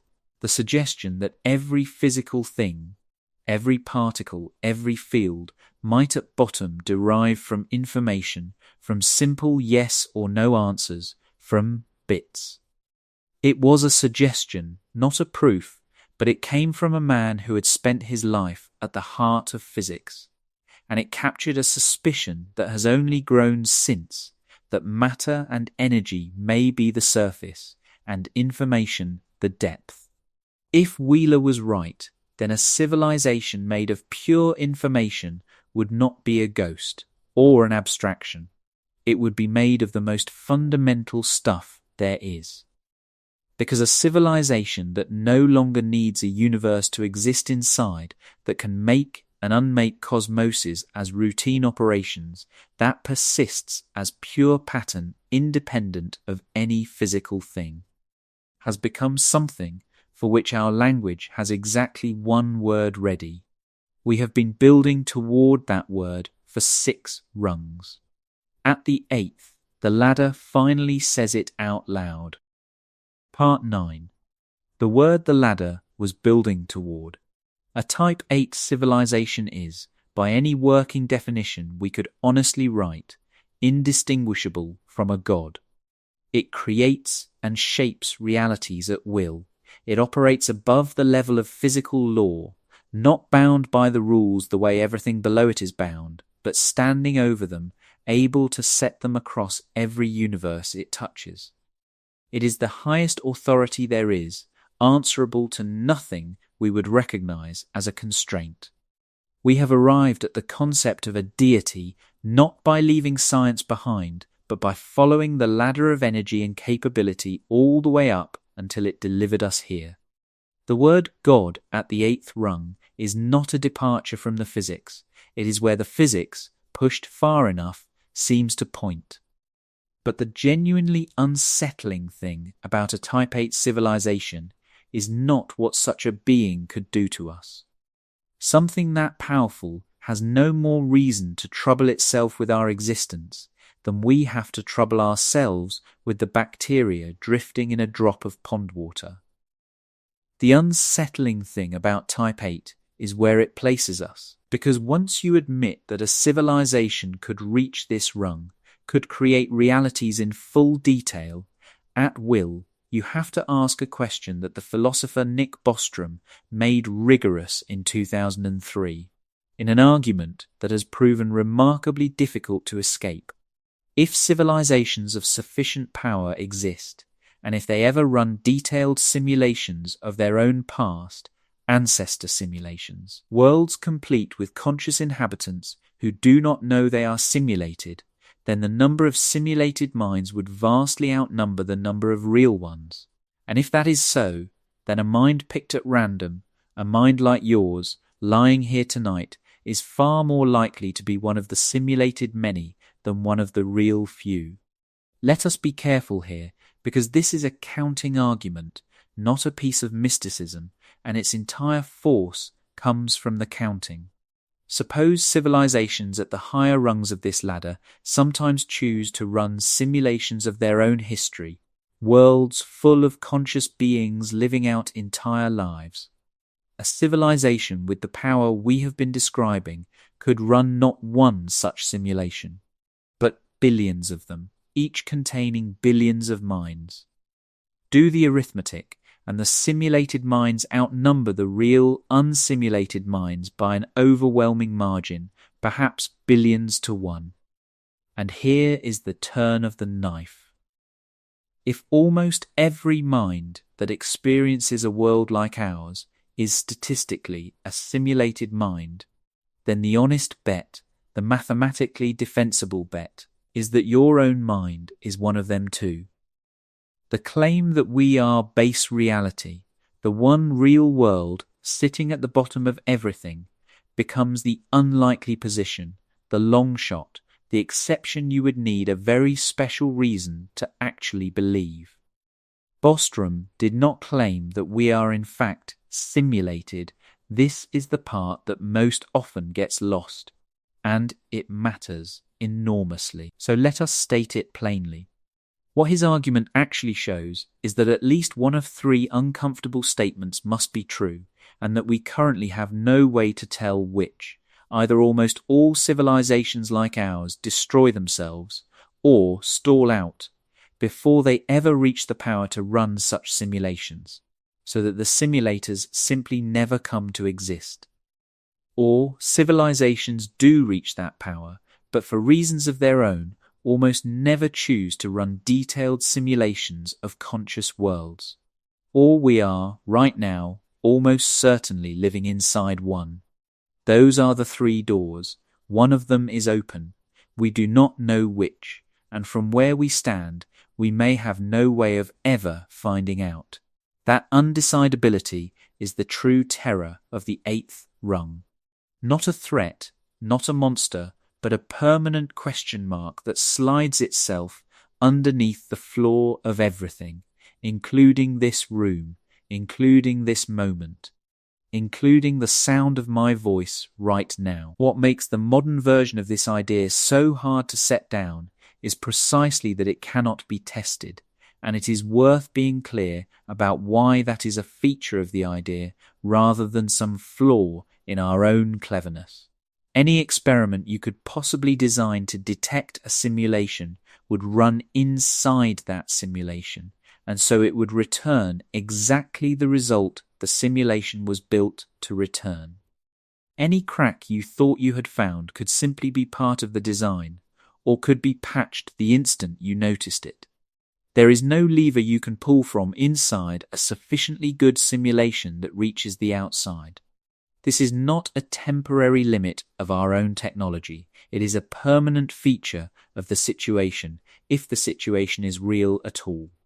And a claim that can never, even in principle, be checked, sits in a very strange category, neither provable nor disprovable, able only to be believed or gently set aside.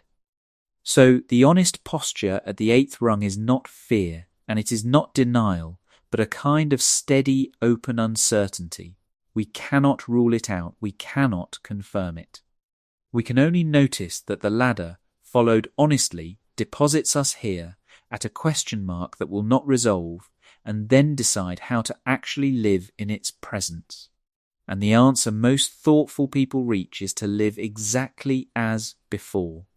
Because a world indistinguishable from real is, for every purpose that touches a life, real enough. The question mark changes nothing you can actually act on. It only sits there at the edge of thought, a permanent reminder of how little the inside of anything can ever prove about its own outside. It is worth walking slowly through Bostrom's 3 doors, because each one, taken seriously, says something specific and heavy about our own situation tonight. The first door is that almost every civilization like ours destroys itself, or stalls, or fades, before it ever reaches the power to build detailed worlds, so that the simulators never come to exist at all. If that door is the open one, then the silence we have followed up this entire ladder is a warning written across the cosmos, and the great filter lies ahead of us. And our own climb toward planetary power is exactly the kind of passage that tends to end civilizations before they finish it. The second door is that civilizations do reach that power, but almost none of them ever chooses to run such simulations, whether from ethics or disinterest, or reasons we cannot begin to guess. If that door is open, advanced minds are simply more restrained or more different from us than we tend to assume. And the third door is that the simulations are run in enormous numbers, and that we are therefore almost certainly inside one right now. The doubt at the heart of this rung is in fact one of the oldest doubts human beings have ever had, and it is worth remembering that, because it keeps the idea from feeling like a mere modern novelty. Long before computers existed, people asked whether the world they saw was real. In ancient China, a philosopher told of dreaming he was a butterfly and waking uncertain whether he was a man who had dreamed a butterfly or a butterfly now dreaming a man. Centuries later, in Europe, a philosopher imagined a powerful deceiver who might be feeding his senses an entire false world, and asked what, if anything, could still be known for certain under such a doubt. The simulation argument is that same ancient question, arriving in the language of computation and probability rather than dreams and demons. What is new is not the doubt itself. What is new is the mechanism, and the fact that, for the first time, the counting behind it has a kind of arithmetic to it. And here, at the centre of all this uncertainty, is a calm worth holding on to. If we are inside the work of a Type 8 civilization, nothing about your actual life changes tonight. The sunrise is still warm. The people you love are still real to you in every way that has ever mattered. The equations you can check still check out. A simulated world, if it is detailed enough to contain you, is detailed enough to contain everything you have ever genuinely valued, and the question of what substrate it runs on does not reach down far enough to touch the actual living of it. The unease of the eighth rung is real, but it is an unease of the intellect, not of the day. You can hold the whole dizzying argument in your mind, follow it all the way to its undecidable end, and then set it down, and the world you set it back down into is exactly as good either way. There is an old line that fits this rung so precisely it could almost have been written for it. A writer once offered, as a kind of law, that any sufficiently advanced technology is indistinguishable from magic. Follow the ladder far enough, and that line sharpens into something considerably more unsettling. Any sufficiently advanced civilization is indistinguishable from a god, not by metaphor, but by capability, because at this rung it can do the things every human tradition has ever attributed to the divine: create worlds, shape reality, hold the fate of conscious beings in its hands. The strange thing about this entire climb is that it did not set out to arrive at theology. It began as a working scientist's tool for ranking radio transmitters and by simply extending its own logic honestly. Rung by rung, it rebuilt one of the oldest ideas humanity has ever had and handed it back to us, written in the language of physics and probability rather than scripture. And yet, incredibly, this is not the summit. There is exactly one rung above even a civilization indistinguishable from a god. One final step, where the ladder we have been climbing tonight reaches its true ceiling and can go no higher. It is the rung where a civilization stops standing over reality and becomes reality itself. Part 10. The ceiling. A Type 9 civilization, the Omega tier, is the ceiling of the entire ladder. It is not a civilization that stands over reality the way the 8th rung did.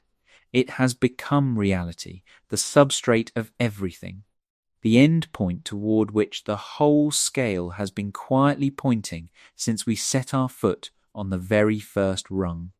Beyond the 9th rung, there is no 10th. There is no further step to take, because there is nothing left that a civilization could add to itself.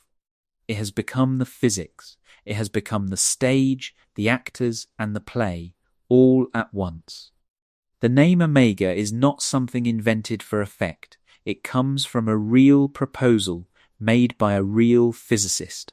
In 1994, in a book titled The Physics of Immortality, the physicist Frank Tipler described what he called the Omega point, a far future state in which life gains total control over the cosmos as that cosmos draws toward its own end. In Tipler's vision, a civilization at the Omega point would perform an effectively infinite amount of computation in a finite span of time, harnessing the very collapse of the universe as its final and greatest source of power. And in doing so, he argued, it would be able to reconstruct everything that had ever existed, resurrecting every mind that had ever lived, inside one unbounded, final act of computation. It is an astonishing claim, and Tipler meant it not as poetry, but as physics, as a genuinely testable statement about how the universe might actually end. Honesty requires a large caveat here. Most physicists do not accept Tipler's cosmology. His Omega point depended on a universe that eventually stops expanding and collapses back inward, a big crunch that would supply the infinite energy his infinite computation required. But our universe, as far as we can now measure it, is not slowing toward any such collapse. It is expanding faster and faster, driven by the same dark energy we met earlier in this climb, heading not toward a fiery crunch, but toward a cold, slow, endless dilution. The specific machine Tipler described appears to have no fuel in the universe we actually inhabit. So we place his idea on the ladder honestly as a named, serious, and largely rejected attempt to describe the very summit, an attempt most of physics has quietly set aside. What survives is not Tipler's specific answer, but the shape of his question. Is there a final state a civilization could, in principle, reach? Does the universe permit an ending that is something other than simply cold and empty and done? Omega is not a wattage, and that is the first thing worth understanding about this final rung, and it is why the number line we climbed for the first several rungs has been silent for so long. Where the first rung sat a mere factor of 1,000 above us, and each rung after multiplied the last by 100 billion, the Omega civilization does not sit a certain number of watts above us at all. It sits the entire height of the ladder above us, 9 rungs, each one 100 billion-fold leap over the one before, and then the final step past energy entirely, into a place where the question how much power has stopped meaning anything at all. Omega is not a bigger number than the rungs below it. It is the limit the numbers were approaching all along. And here, at the ceiling, everything we carried up the ladder comes back to us at once. The waste heat comes back. That was Dyson's great insight, all the way down at the second rung. The one thing no civilization could hide, the used energy that must leak away as warmth, because the second law of thermodynamics permits nothing else. We hunted that warmth around single stars and failed to find it. We hunted it across 100,000 galaxies, and the sky came back dark. We looked for it in the coldness of the space between galaxies, and the universe stayed cold. And now, at the Omega point, the waste heat reaches its strangest possible conclusion, because at the top of the ladder, there is nothing left for the heat to escape into. There is no outside, no empty night to carry the warmth away, no dark space between the engine and the exhaust. The civilization has become the whole of it, the fire in the furnace and the cold beyond, all one continuous thing. The heat that gave everyone away all the way up the ladder has nowhere left to go, because there is no longer any there for it to go to. Tipler was not the only serious physicist to ask whether mind could reach the end of time, and the other answer is gentler, and to many people more beautiful. It came from a name we have already met on this climb. In 1979, Freeman Dyson, the same physicist who first taught us to hunt for waste heat, wrote a paper called Time Without End, in which he asked whether intelligence could survive forever in a universe that expands and cools, rather than one that collapses. His answer was a cautious yes, and the mechanism was lovely. As the universe grew colder and energy grew scarcer, a civilization could survive by slowing itself down, thinking ever more slowly, spacing its thoughts across ever longer stretches of time, resting between them to conserve its dwindling supply of energy. In Dyson's vision, a mind need never truly die of the cold, because it could always stretch a finite store of energy across an infinite future simply by thinking a little slower. And then a little slower still, forever. It was the exact opposite of Tipler's picture. Where Tipler imagined infinite computation crammed into the fiery instant of a collapsing universe, Dyson imagined thought thinned out gently, across an endless, cooling dark. Both men were reaching for the same rung, the Omega rung, the question of whether a civilization could become genuinely permanent, and both ran into the same modern complication, the accelerating expansion we met much earlier in this climb. Dyson's slow, eternal thinker assumed a universe that kept offering up usable differences in energy for it to think with, and an accelerating universe may not oblige, since it appears to be heading toward a uniform, featureless cold in which no thought, however slow, can find a foothold at all. So both of the great attempts to describe the top of the ladder, the collapsing universe of Tipler's Omega, and Dyson's eternal, expanding, cooling mind, sit under the same shadow. The dark energy that seems to want the cosmos to end, not in fire and not in eternal thought, but in a quiet, even, thoughtless chill. That may be the final, most sobering fact of this entire climb. The universe we actually live in appears to be built in a way that forbids its own ceiling, that lets us imagine the Omega civilization clearly, and then gently, without malice, tells us it has provided no fuel for one. Which is why the 9th rung is honestly better called a limit than a destination. The place the ladder points toward and may never allow anyone to actually reach, a ceiling written by imagination that the physics of our particular universe seems quietly to withhold. Standing here, at that withheld summit, we can finally look back down the whole length of what we have climbed together tonight. Let us stand at the top one last time, in the immersive way, at the end of the ladder and near the end of everything. The stars are gone, not hidden behind dust, not blocked by any structure, simply spent, their fuel long since exhausted or long since used. The last light anywhere is not a star. It is a faint, even glow. The glow of a civilization that no longer lives among things, but has become the thing that everything else now lives inside. There is no waste heat leaking into an empty sky here, because there is no empty sky, and there is no outside, and the exhaust and the engine and the darkness between them have all become the same single continuous mind, thinking whatever such a mind thinks, at the very end of time. And from up here, from the very top of the ladder, the whole climb is visible at once. All 9 rungs falling away below, and at the very bottom, so small you would have to know exactly where to look, there is a pale blue world. A world of billions of people who have not yet learned to use the full energy of the single planet they stand on. A world rated at 0.73.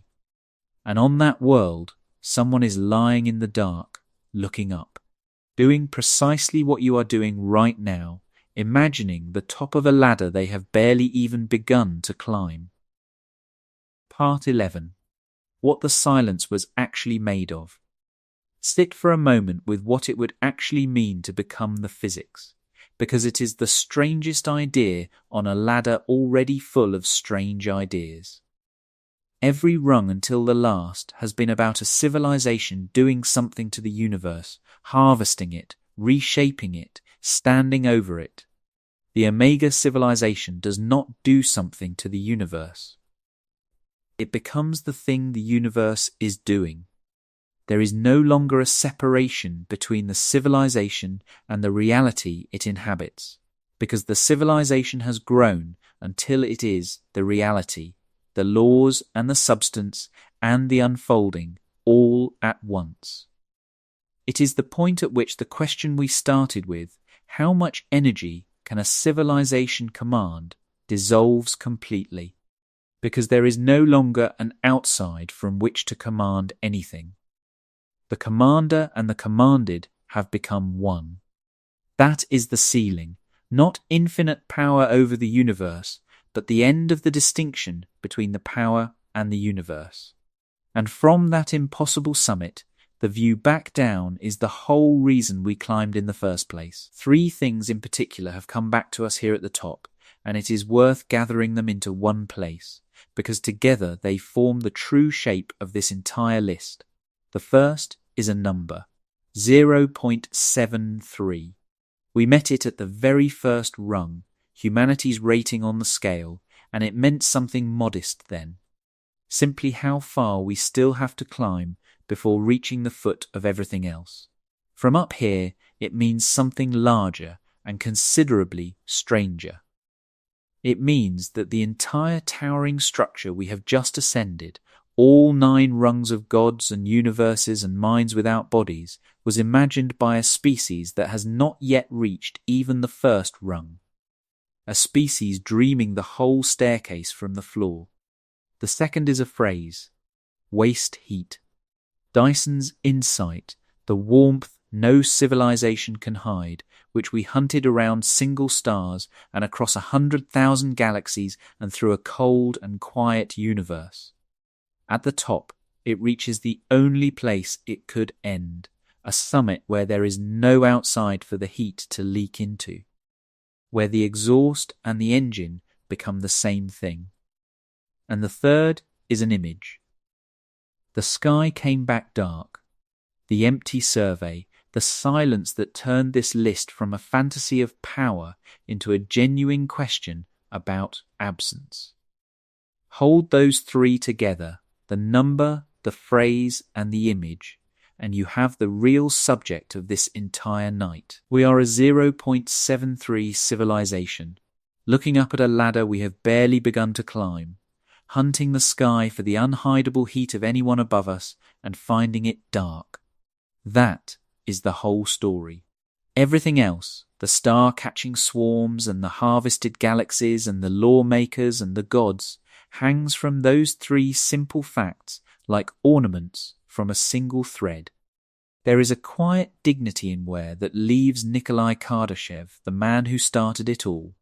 He drew 3 modest rungs in 1964, a working astronomer solving a working problem, never guessing that his little ladder would be carried past the galaxy, past the universe, past the reach of physics itself, all the way up to a rung indistinguishable from a god, and 1 rung beyond even that.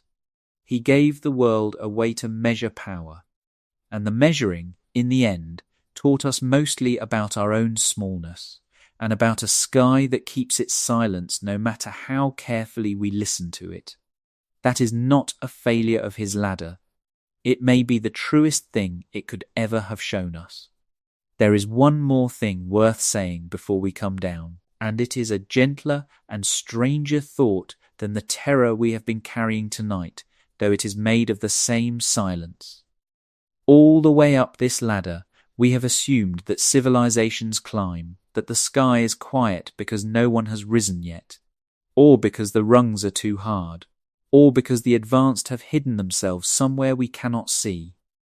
But there is another reading of the empty survey, and it is worth sitting with as this list closes. Perhaps some already climbed. The universe is about 13.5 billion years old, and Earth is a very late arrival to it. Whole civilizations could have risen through these rungs and reached some great height, and then vanished, spent, or transformed, or simply gone, long before our own planet's rocks had even finished cooling. The empty sky on that reading is not a sign that no one is coming. It is a record of those who already went up the ladder or off it entirely, leaving behind only a cooling warmth and a silence we mistake for absence. We are not necessarily early, and we are not necessarily alone. We may simply be late, arriving at a sky that has already emptied once before. There is a version of that thought that some scientists take seriously, and it is worth setting beside the sadder readings, because it is strangely hopeful. Recall the possibility we touched on earlier in the climb, the suggestion that expanding civilizations, once they arise, tend to spread quickly and visibly, filling the space around them. If that is genuinely how advanced civilizations behave, then the fact that we do not see any filling the sky may mean something specific and even encouraging. It may mean we are early. It may mean that, in the great span of cosmic time, 13.5 billion years and counting, we are among the very first to climb even to the foot of the ladder, and that the emptiness overhead is not the silence after a party, but the stillness before one. Someone has to be first. The quiet sky is at least consistent with that someone being us. Both readings can be true at once, and that is the strange comfort folded into this closing thought. The sky may be a record of those who already climbed and vanished, and it may also be a blank page waiting for those who have not yet begun. We cannot tell which from where we stand at 0.73 on a single planet we have not yet even mastered looking up. But notice what has happened to the terror across this entire climb. It began as a fear of the heights, of civilizations so far above us they blur into gods, and it has become, somewhere along the way, something closer to perspective. The ladder is very tall, we are very near the bottom, and the largest and most advanced things the universe may permit are, so far as our best instruments can tell, quiet and far, and possibly not yet arrived at all. So the terror, in the end, resolves into something quieter than fear, and it is the oldest response there is to a very tall sky.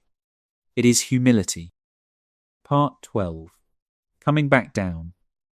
Nikolai Kardashev drew 3 modest rungs in 1964, believing a galaxy's worth of energy would surely be enough for anything alive.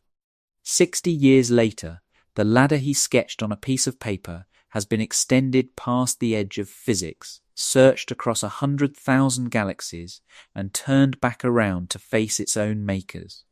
And at the end of all of it, we find ourselves exactly where we started, on a small world at 0.73, imagining gods in the dark.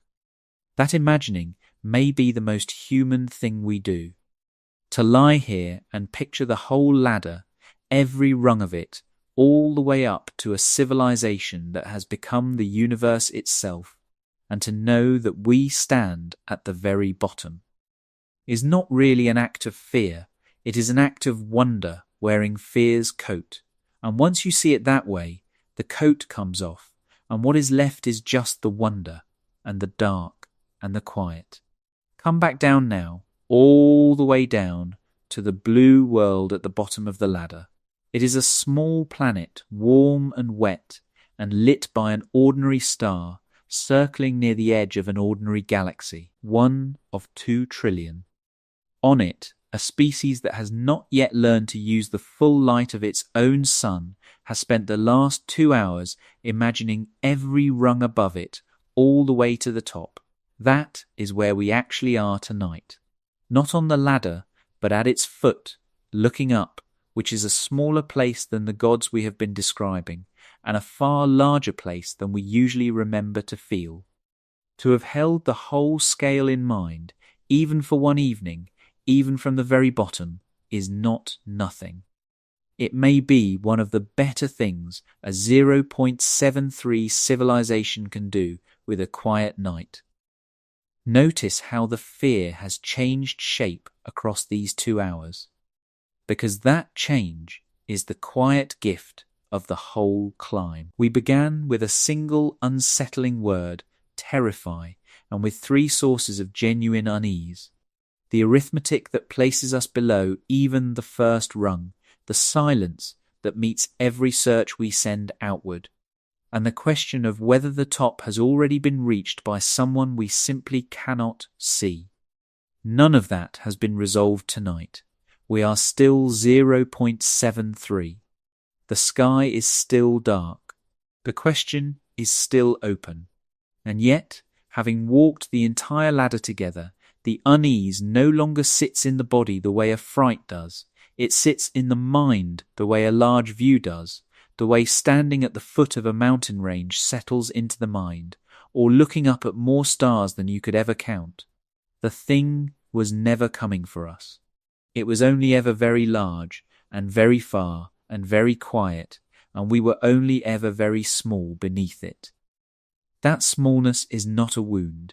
It is simply our position, and there is a kind of rest available in accepting it plainly. We do not have to climb the ladder tonight. We do not have to solve the silence or settle the question of what we are made of, or decide whether the sky is truly empty or merely discrete. Those questions will keep. They have kept for the 13 billion years the universe has already held its quiet, and they will keep until morning and long after that. All that is asked of us here, at the bottom of a structure whose top we cannot see, is to look up at it honestly, and to feel the size of it, and to let that be enough. Let the scale hold you for a while tonight. We stand at 0.73, at the foot of a ladder whose top we cannot see, on a blue world, under a sky that has kept its silence for 13 billion years. There is no need to climb tonight. There is only the looking up, which is enough, and the ladder, which will still be there in the morning. And so the ladder waits, the way it has waited since long before there was anyone to draw it, patient in a way nothing built by hurried hands ever quite manages to be. Somewhere above us, maybe, something vast is thinking slow thoughts across a cooling dark. Somewhere below us, tonight, a small blue world keeps turning anyway, unbothered by its own rank on a scale it only recently learned it belonged to. That is enough to carry with you into sleep. Not an answer, just the shape of the question, held gently, the way you'd hold something you weren't in a hurry to solve. If tonight's climb helped carry you towards sleep, consider leaving this quiet corner of the internet alike before you go. It helps more restless minds find their way here. And if you'd like to keep drifting off to nights like this one, subscribe to the Sleepless Curiosity, and I'll see you under the next sky. Sleep well.